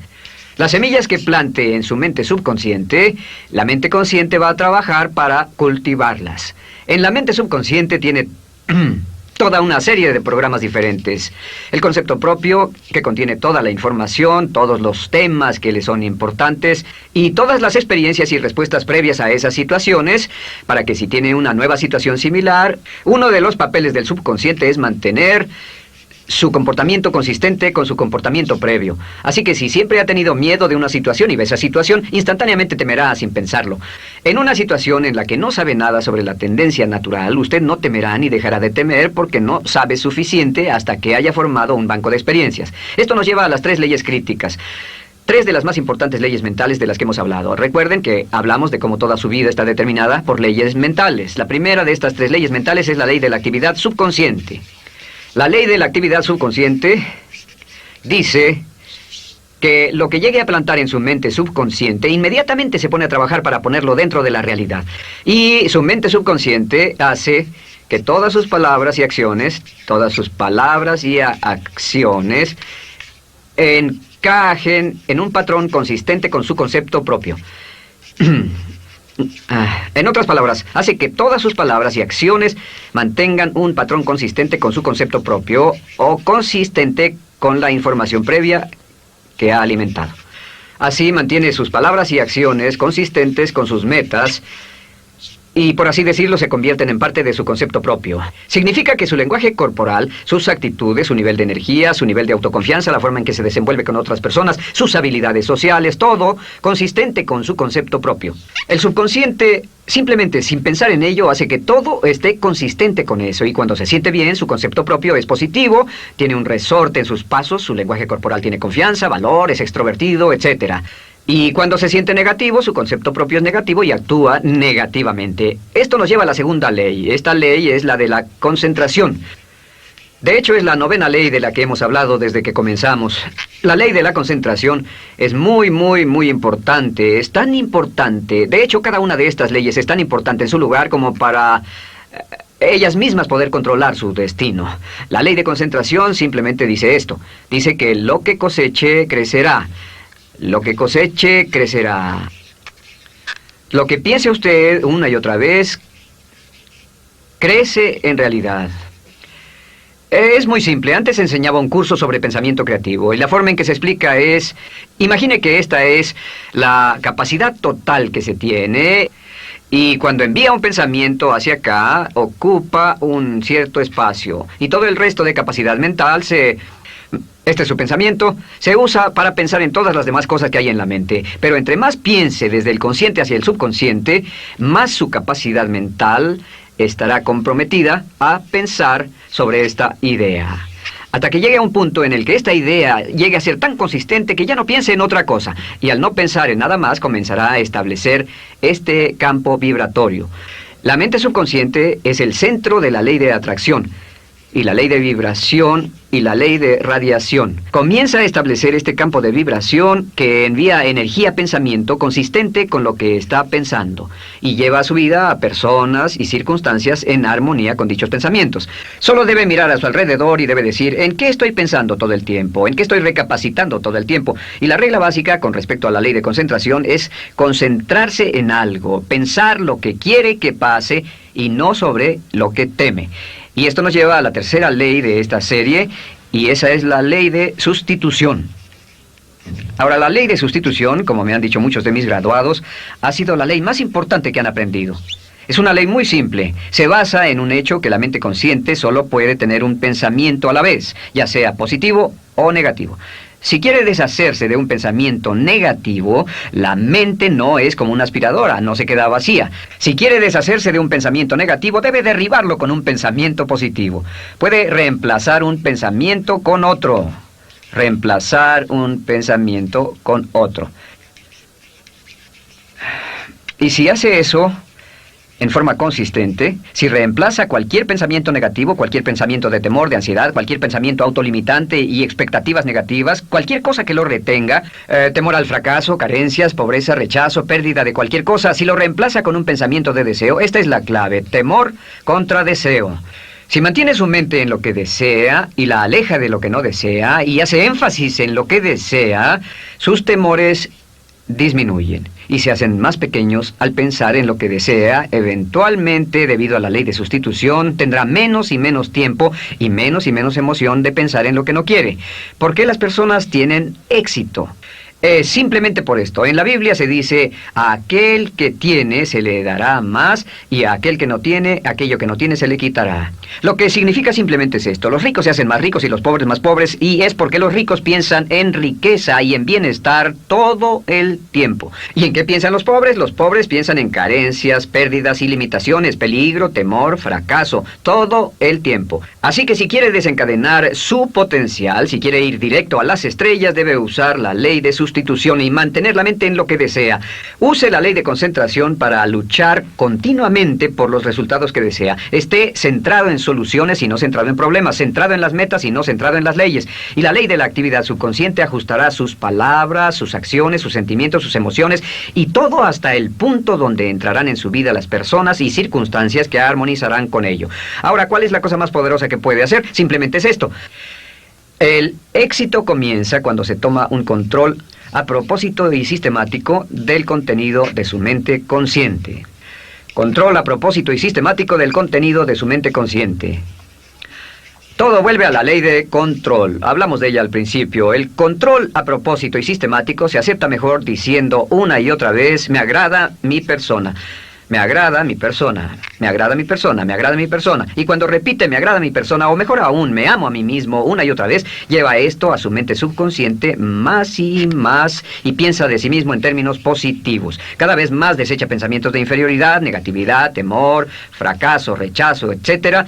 Y más programa los datos previos en su computadora subconsciente, que es consistente con una alta autoestima, eficacia personal y un desempeño personal excelente.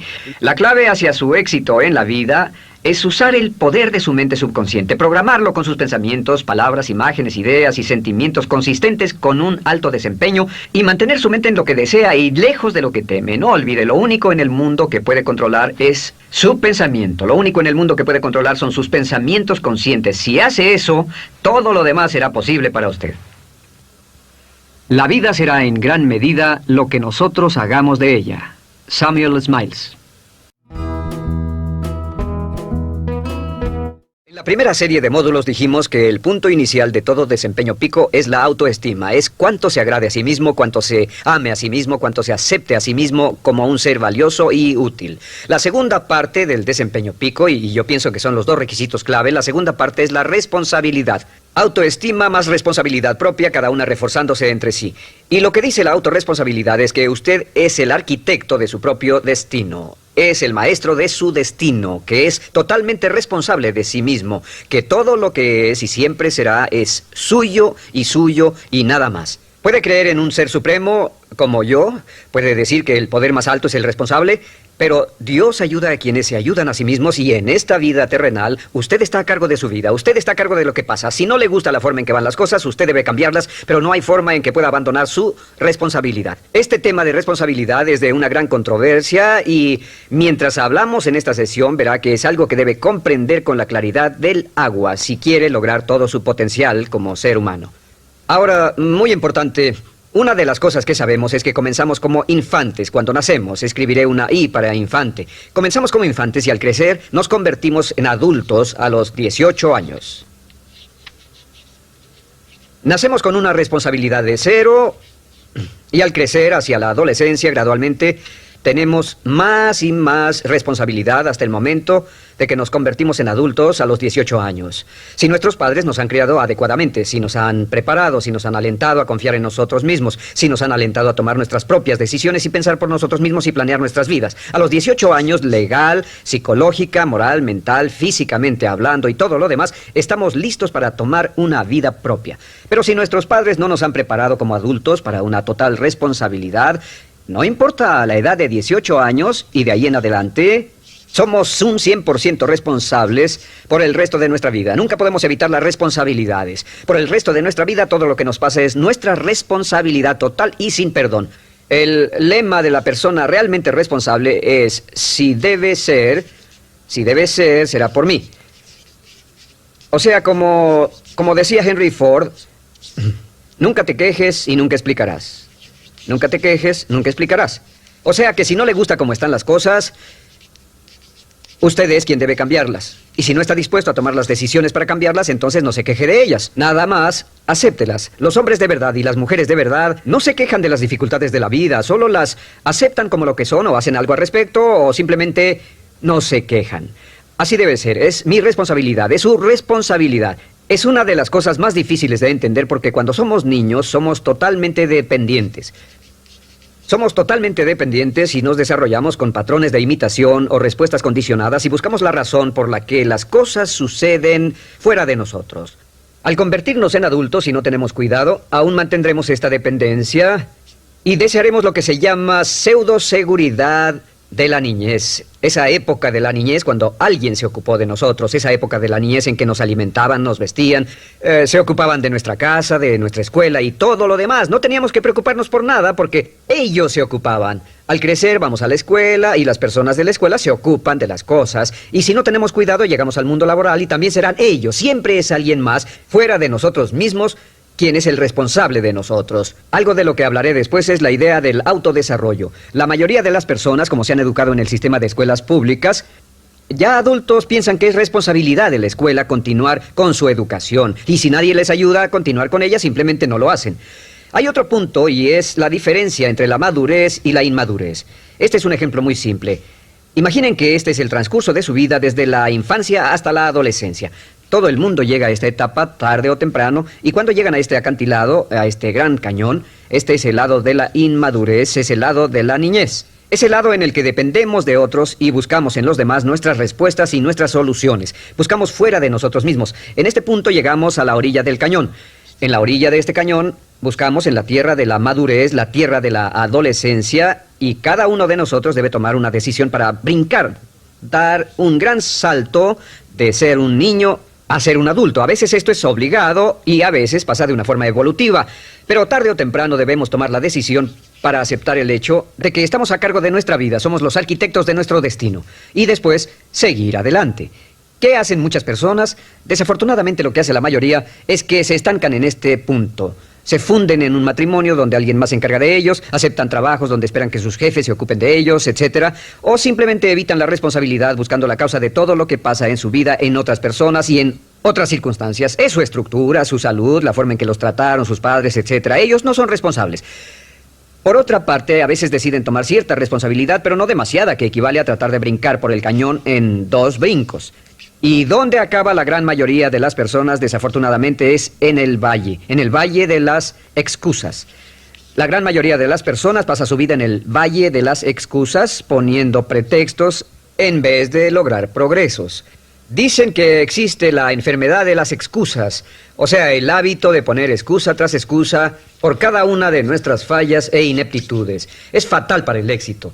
El hábito de dar excusas es fatal para el éxito. Y la pregunta que debe formularse cuando hablamos de responsabilidad es, ¿qué excusas uso para no moverme hacia adelante? Hay una historia muy famosa acerca de Tolstoy. Tolstoy y sus hermanos jugaban un juego muy curioso. Se trataba de que en el jardín estaba una caja y en esa caja estaba la respuesta a todos los enigmas de la vida y podría encontrar la caja debajo de cierto arbusto mientras no pensara en un gran conejo blanco. Mientras no pensara en ese gran conejo blanco, ni siquiera lo tuviera en la imaginación, podría encontrar la respuesta a todos los misterios de la vida. Por supuesto, nadie nunca encontró la caja, ni nadie nunca encontró la respuesta al misterio de la vida, porque no podían dejar de pensar en el conejo blanco. La pregunta que debe hacerse es, ¿cuál es su gran conejo blanco? ¿En qué es en lo que piensa? ¿Cuál es la excusa que llega a su mente cuando piensa en algo que podría hacer o conseguir? Un trabajo nuevo, un nuevo desafío, una oportunidad, cambiar algo en la vida con lo que no está feliz. ¿Cuál es su conejo blanco? ¿Cuál es la excusa que surge en su mente? Dirá, pues no puedo hacer eso porque, o sí lo sé, pero... Quisiera, pero... Siempre hay una razón. Soy muy joven, soy muy viejo, soy muy alto, soy muy bajo. No tengo suficiente educación, tengo demasiada educación. No es el tiempo adecuado, es el lugar inadecuado, etc. ¿Cuál es su conejo blanco? ¿Qué es lo que está en el fondo de su mente que ocasiona que ponga pretextos? ¿Qué hace que se quede atrás y no tome responsabilidades? ¿Qué lo mantiene en la tierra de la infancia, la inmadurez y la irresponsabilidad? Es una pregunta muy, muy importante que debe hacer. Ahora, al hablar de responsabilidades, hablamos de algo más. Es tan simple como esto, es que la aceptación de la responsabilidad no es opcional. Muchos de nosotros quisiéramos pensar, bueno, tomaré un poco de responsabilidad aquí o también otro poco allá. No, la aceptación de la responsabilidad no es opcional. Cuando cumple 18 años de edad, se vuelve 100% responsable. No tiene opción en la cuestión. Realmente hay algunas cosas en la vida sobre las que se tiene opción, pero en esto no tiene ninguna. Es obligatorio. Es obligatorio si quiere cumplir su potencial. Si quiere convertirse en todo en lo que puede convertirse, debe aceptar la responsabilidad total de las circunstancias, de los cambios, de tomar las decisiones difíciles que sean necesarias. Si tomamos la palabra responsabilidad, sabemos que podemos dividirla en dos palabras, response y habilidad. Y una de las cosas que he aprendido al estudiar historia es que toda la vida es una serie de retos, dificultades, problemas, obstáculos, desafíos que enfrentar. Y la diferencia entre los ganadores y los perdedores no es la diferencia en los problemas, porque todo el mundo tiene problemas. Y la mayoría, muchas personas, tienen más y mayores problemas de los que usted y yo hayamos soñado. La diferencia en la vida, la diferencia entre los ganadores y los perdedores es la respuesta a los problemas. Hace muchos años, un hombre llamado Oswald Spengler escribió un libro en el que hablaba de lo que llamamos la teoría del desafío-respuesta. La teoría del desafío-respuesta simplemente es que las civilizaciones crecen y se deterioran al grado en que enfrentan los desafíos en forma efectiva y responden igual. Una sociedad pequeña comienza pequeña y casi invariablemente se verá desafiada por un enemigo externo o la naturaleza o el clima o algo así. Si la sociedad responde de una forma positiva y constructiva al desafío, la sociedad crece. Al crecer desencadena más desafíos, dificultades, y si responde a ellas de manera eficaz, crece un poco más. Oswald Spengler estudió a los 21 grandes imperios de la civilización humana y descubrió que cada uno de ellos seguía este ciclo. Mientras la civilización seguía creciendo con los desafíos, se hacía cada vez más fuerte. La razón por la que esta analogía es tan importante es que nosotros, como seres humanos, somos exactamente iguales. Nosotros también crecemos al grado en que respondamos con eficacia, al grado en que aceptemos los desafíos que la vida nos depara, sin poner pretextos. Cuando vemos a los grandes hombres y mujeres de la historia como Albert Schweitzer, Winston Churchill, George Washington, Abraham Lincoln o Franklin Delano Roosevelt, los vemos y descubrimos que son las personas que enfrentaron los desafíos de su época. Si desea usted ser capaz de enfrentar los grandes desafíos, lo que debe hacer es comenzar en una base cotidiana a enfrentar pequeños desafíos. Significa que sin importar lo que pase, acepta el desafío, acepta la responsabilidad, rechaza las excusas y sigue usted adelante. Ahora, hay 3 áreas en la vida moderna, de las que debe estar muy consciente. La primera es el área política. Si mira alrededor, verá que hay muchas cosas que impulsa el gobierno. El gobierno es responsable y lo hacen responsable. Lo que las personas quieren es que el gobierno sea sus padres. Quieren que el gobierno los proteja, que se ocupe de ellos. Entre más vote por los políticos para que hagan las cosas, más control les otorga usted. Entienda, nunca puede evitar su responsabilidad, solo puede evitar el control. ¿Cómo otorga el control? Les da el control cuando vota por ellos para que gasten el dinero, regulen más su empresa, les dé más de sus ingresos, etc. La segunda área, déjenme terminar esto. El deseo del estatismo, el colectivismo, el socialismo, el gobierno grande está de algún modo haciendo que el gobierno sea responsable de los desafíos de nuestras vidas. Ahora, la segunda área donde esto prevalece es en el sistema de justicia. Verá que la característica de todos los delincuentes es que rehúsan aceptar la responsabilidad de sus delitos. Siempre fue alguien más o algo más, siempre fue su niñez, su historia previa o el otro sujeto. La única forma en que esta situación cambia es cuando aceptan la responsabilidad de los delitos que han cometido y dicen, yo hice esto, nadie me obligó a hacerlo, soy responsable, y dejan de volver a la cárcel. La tercera área es la medicina. Hoy sabemos que casi todos nuestros problemas en medicina son de origen psicológico o nos echamos la culpa de las cosas. El americano o el canadiense promedio pesa de 10 a 20 libras de más. En medicina esperamos que el doctor sea el responsable. Solo imaginen lo que tomaríamos, qué cuidado tendríamos con nosotros mismos si estuviéramos en una isla desierta de por vida sin doctores, ni enfermeras, ni hospitales, ni medicina. Nadie en quien apoyarnos. Es un punto muy importante. En nuestra sociedad vamos a notar esta demanda, esta petición. No soy responsable. Que alguien más sea responsable. Pero esta es la clave. Recuerden, siempre son libres de escoger. Son libres de escoger sus respuestas. Son libres para escoger la cualidad de su vida emocional. Saben que van a decidir cómo van a sentirse dependiendo de cómo respondan. Deciden cuándo enfadarse, cuándo estar felices, infelices. Deciden cuál va a ser su actitud cuando se levanten en la mañana. Deciden la calidad de su vida física. Son los únicos que deciden lo que van a comer, lo que beben, lo que no comen ni beben. Ustedes determinan la calidad de su vida financiera. Ustedes son quienes determinan la calidad y cantidad de trabajo con el que contribuyen y en cada caso son libres de escoger lo que deseen. Si quieren que las cosas sean diferentes, el punto de partida es aceptar responsabilidad total y sin calificación por su vida. Descubrí el concepto global de la responsabilidad cuando tenía 21 años. Vivía en un departamento, trabajaba en algo relacionado con la construcción a 35 grados bajo cero, no tenía auto, no tenía dinero en el banco, mis ropas eran viejas, solo terminé la preparatoria y me vi a mí mismo ese frío invierno en ese pequeño departamento sin ningún futuro y sin mucho pasado y me dije, si quiero que esto cambie, solo está en mí mismo. Entonces fue cuando me asusté. De pronto se me quitó una venda de los ojos y vi que si quería que mi vida fuera diferente, era mi responsabilidad hacerla diferente. Si he podido afectarlo, aunque sea un poco con lo que dije en este pequeño segmento, es esto. Que el punto inicial para volar hacia las estrellas, el punto inicial para cambiar totalmente en su vida, el punto inicial para tener grandes logros y grandes obras, es aceptar por completo una responsabilidad incondicional. Si debe de ser, debo hacerlo yo. Si debe de ser, debe hacerlo usted. La vida será en gran medida lo que nosotros hagamos de ella. Samuel Smiles. Continuando con el tema de responsabilidad contra irresponsabilidad, hace muchos años, en 1972, comencé a estudiar el área de la metafísica que trataba con la psicología de la evolución del potencial humano, y una de las cosas que brincó en esas páginas, y nunca me recuperaré de ello, fue la discusión del lazo de unión entre la irresponsabilidad y las emociones negativas. Y el hecho de que las emociones negativas son las que bloquean las emociones o desvanecen las emociones de su vida y mi vida. Todo el propósito de la vida, por así decirlo, es lograr niveles más altos de paz mental, felicidad, contento, etc. Debemos sentarnos a pensar y decir qué nos detiene, qué nos bloquea o qué se interpone para que realmente disfrutemos de la vida, e invariablemente serán las emociones negativas de cualquier tipo.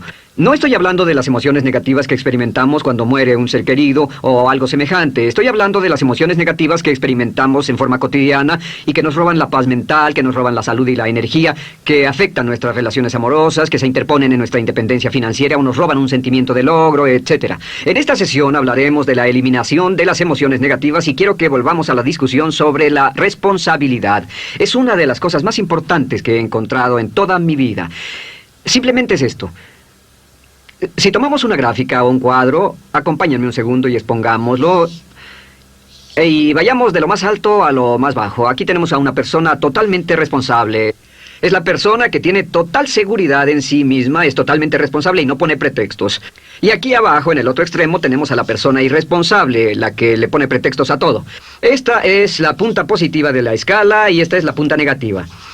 Todos nosotros, usted y yo, estamos en alguna parte de la escala y vamos hacia arriba o hacia abajo en todas las decisiones que tomamos.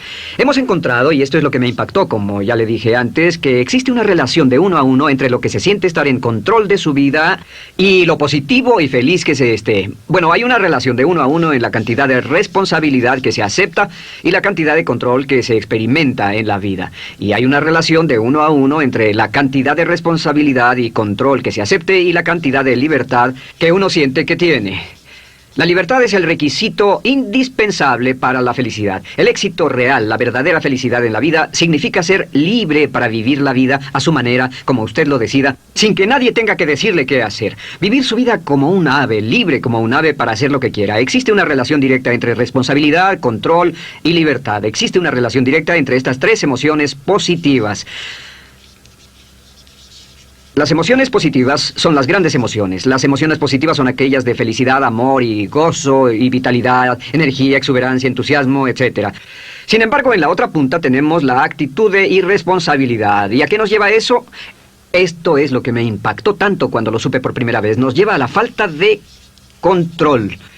Falta de control.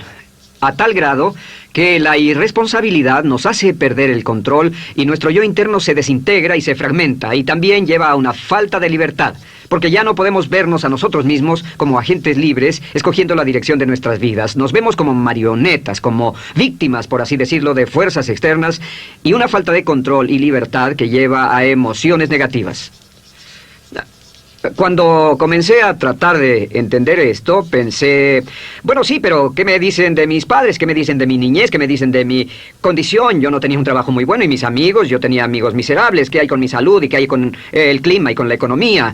Cuando comencé a darme cuenta de esto, supe que todo eso puede hacerse a un lado. Y su meta más clara, su logro más alto, son las emociones positivas de felicidad, gozo, libertad y entusiasmo. Después, debe dejar de poner pretextos.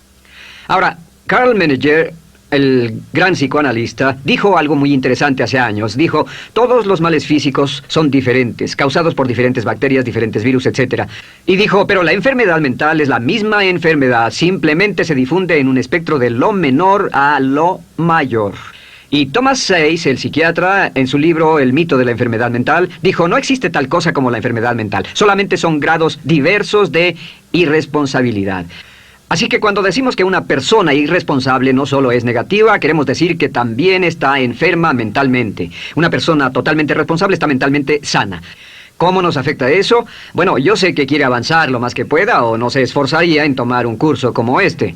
Existe una relación directa entre la cantidad de responsabilidad que se acepta para los resultados de su organización y la cantidad de poder, influencia, posición y estatus que se tendrá en el trabajo, ahora y en el futuro.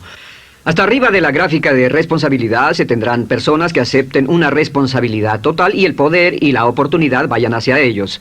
En la otra punta no tenemos poder ni falta de él hasta que se llegue al ejemplo extremo de una persona que es totalmente irresponsable, completamente fuera de control, a la que se le tiene que poner una camisa de fuerza y encerrar en un cuarto acolchonado por su seguridad y la seguridad de los demás, totalmente sin fuerza, sin control ni libertad, y cada vez que tomamos la decisión de ser responsables de nosotros mismos, subimos en esta gráfica.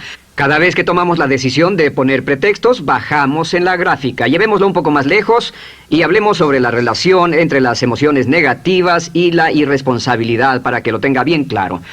Un ejemplo perfecto es este. Imaginen que este es un árbol. Bien, este es el árbol, estas son las ramas. Se llama el árbol de las emociones negativas. ¿Está claro? En el árbol de las emociones negativas crecen las emociones predominantemente negativas, el temor, la duda. Muchas personas consideran que la duda de sí mismo es la emoción negativa más destructiva de todas, la que nos frena más de lo que imaginamos. Y también el odio es una emoción negativa. Aquí está la envidia, el resentimiento y también, por supuesto, la hermana del resentimiento, la culpa. Todas estas son grandes emociones negativas. Han ido a la cabeza por años. Hay como 54 emociones negativas. Pero estas son las principales. Si toma estas emociones negativas y las junta todas y puede incluir su favorita. Por cierto, todo el mundo tiene su propia emoción negativa favorita. Los celos podrían ser la suya. La autocompasión es muy fuerte dentro de la lista. Si las hierve, descubrirá que finalmente todas las emociones negativas llevan a la rabia. Ya sea expresado internamente, que es cuando se enferma, o externamente, cuando hace que se enfermen los demás. Y este árbol de emociones negativas, bueno, solo veamos su estructura. El árbol negativo tiene un sistema de raíces. Y de ese sistema de raíces es de donde vienen los nutrientes que mantienen creciendo a las emociones negativas y logran que la fruta de las emociones negativas siga creciendo. Si vemos el sistema de raíces, decimos, ¿cuáles son los nutrientes que mantiene vivas a las emociones negativas? ¿Cuál es el fertilizante? ¿Qué debe echarse al fuego o conservarse? Y encontramos que existen dos cosas esenciales que mantienen vivas esas emociones. La primera es la justificación. La justificación es decirse a sí mismo o a alguien más que lo escuche por qué está justificado al tener esta emoción. Y la otra es lo que llamamos identificación. La identificación significa tomar las cosas personalmente.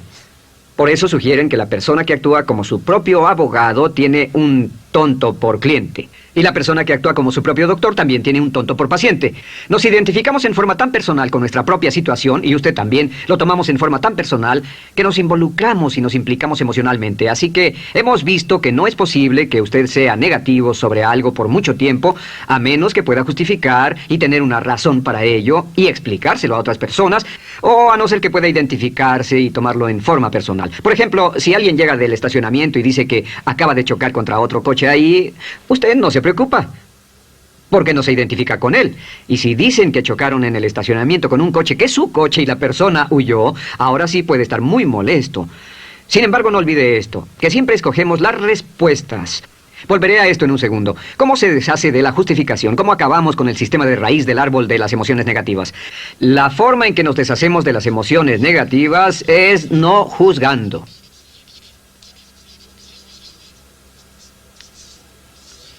Solo evite el juzgar, huya del juzgar. En vez de emitir un juicio de que alguien es culpable de algo o que alguien ha hecho algo, permanezca simplemente abierto y neutral. La clave es permanecer neutral. Evita que las emociones negativas sigan creciendo. Se ha averiguado que las emociones negativas, yo las he estudiado por años, comienzan como una chispa y luego se alimentan al hablar de ellas, al justificarlas, al involucrarnos con la situación. Crecen y crecen hasta que consumen nuestra mente por completo. Ahora, con respecto a la identificación, que es tomar las cosas en forma personal, lo que hacemos es lo que llamamos desidentificación. Somos objetivos o, de nuevo, permanecemos neutrales. Tratamos de mantenerlo lejos de nosotros. Existe un problema, pero yo no soy el problema. Existe una dificultad, pero la dificultad no soy yo, y lo mantenemos alejado. Una vez que comenzamos a dejar de justificar y dejar de identificarnos, no tomamos las cosas personalmente y no nos involucramos emocionalmente. ¿No les ha pasado que llega alguien con un problema y usted se involucra emocionalmente tanto con ese problema que llega a sentirse molesto y ese alguien ya se va sin su problema y usted se queda ahí y sigue molesto? Es porque lo tomó en forma muy personal. Sin embargo, la clave para deshacerse de las emociones negativas, y esta es la parte más importante de esto, es el tronco. Cortar el tronco del árbol de emociones negativas. Y el tronco del árbol de emociones negativas es la culpa. La culpa es el 99% de las emociones negativas. Y es muy importante entender de dónde vienen las emociones negativas. Las emociones negativas vienen de su interior. Las emociones negativas no están contenidas en situaciones externas. Las emociones negativas no están dadas por otras personas ni otras situaciones. Las emociones negativas son causadas por su respuesta hacia otras situaciones. Por ejemplo, dos personas se enfrentaron a la misma situación, un embotellamiento, un mesero grosero, lo que sea, no importa. Y una persona se molesta, se enfada, se enoja, y la otra persona no lo toma en cuenta. Otro ejemplo, la misma persona en 2 días diferentes. Un día se pelea, se le desinfla un neumático, hay un embotellamiento, llega tarde al trabajo, se enfada, se molesta. Al día siguiente sale con tiempo de sobra, desayuna tranquilamente con su familia, tiene mucho tiempo para llegar al trabajo y el embotellamiento no le importa para nada. Ambos casos son un ejemplo de que las emociones negativas no las provoca una situación. Es que usted siempre es libre de escoger la calidad de su vida emocional. Usted escoge estar enojado. Entienda esto, nadie lo hace sentir nada, nadie lo hace sentirse enojado, nadie lo hace sentirse tenso, nadie lo hace sentirse molesto. Siempre usted decide cómo va a sentirse y si no tiene cuidado, caerá dentro de un patrón de hábitos negativos de culpar a la otra persona. La culpa es el centro de todas las emociones negativas. Cuando deja de culpar, derriba el árbol de la emoción negativa. Lo extermina, lo mata y las emociones negativas mueren en forma simultánea. Es casi exactamente como si ese árbol de emociones negativas fuera un árbol de Navidad que se conectara y las emociones negativas fueran luces de Navidad y usted tomara el enchufe y lo desconectara. ¿Qué pasaría? Pues lo que pasaría es que todas las emociones negativas, las luces, se apagarían en forma simultánea, así. ¿Cómo hacer esto? Se hace usando la ley de la sustitución. La ley de la sustitución dice que la mente consciente solo puede tener un pensamiento a la vez. Es el pensamiento que tiene la mente consciente el que determina cómo reaccionarán las emociones y la mente subconsciente. Como solo puede tener un pensamiento a la vez, lo que hace es esto. Acaba con el pensamiento que causa la emoción negativa, el pensamiento de la culpa, y lo reemplaza con esta afirmación: soy responsable. Soy responsable. Soy responsable. Esto, junto con la frase me amo a mí mismo, soy responsable, es la afirmación positiva más poderosa que puede usar. Al instante en que diga soy responsable, adquiere un control total de sus emociones. Al instante en que diga soy responsable, de pronto está en el asiento del conductor. No puede decir soy responsable y sentir la emoción negativa en forma simultánea. Esta echa fuera la otra de su mente consciente. Ahora, podría comenzar con la situación. Cada uno de nosotros ha vivido una situación que nos molesta mucho. Usted lo ha sentido. Puede ser una persona que cada vez que pensamos en ella nos enfadamos. Cada vez que pensamos en eso nos perturba o nos distrae. Haga esto. Cuando comience a pensar en esa situación, debe neutralizarla diciendo soy responsable. Un momento, soy responsable. ¿Es una relación? ¿Quién lo llevó a esa relación? ¿Alguien le puso un puñal en el pecho o la provocó por sí mismo? ¿Es un trabajo? ¿Es una inversión? ¿Es un problema de salud de alguna especie? En todos los casos, acepte la responsabilidad. Y existe una gran diferencia entre aceptar responsabilidad, déjenme escribir esto, responsabilidad contra culpa.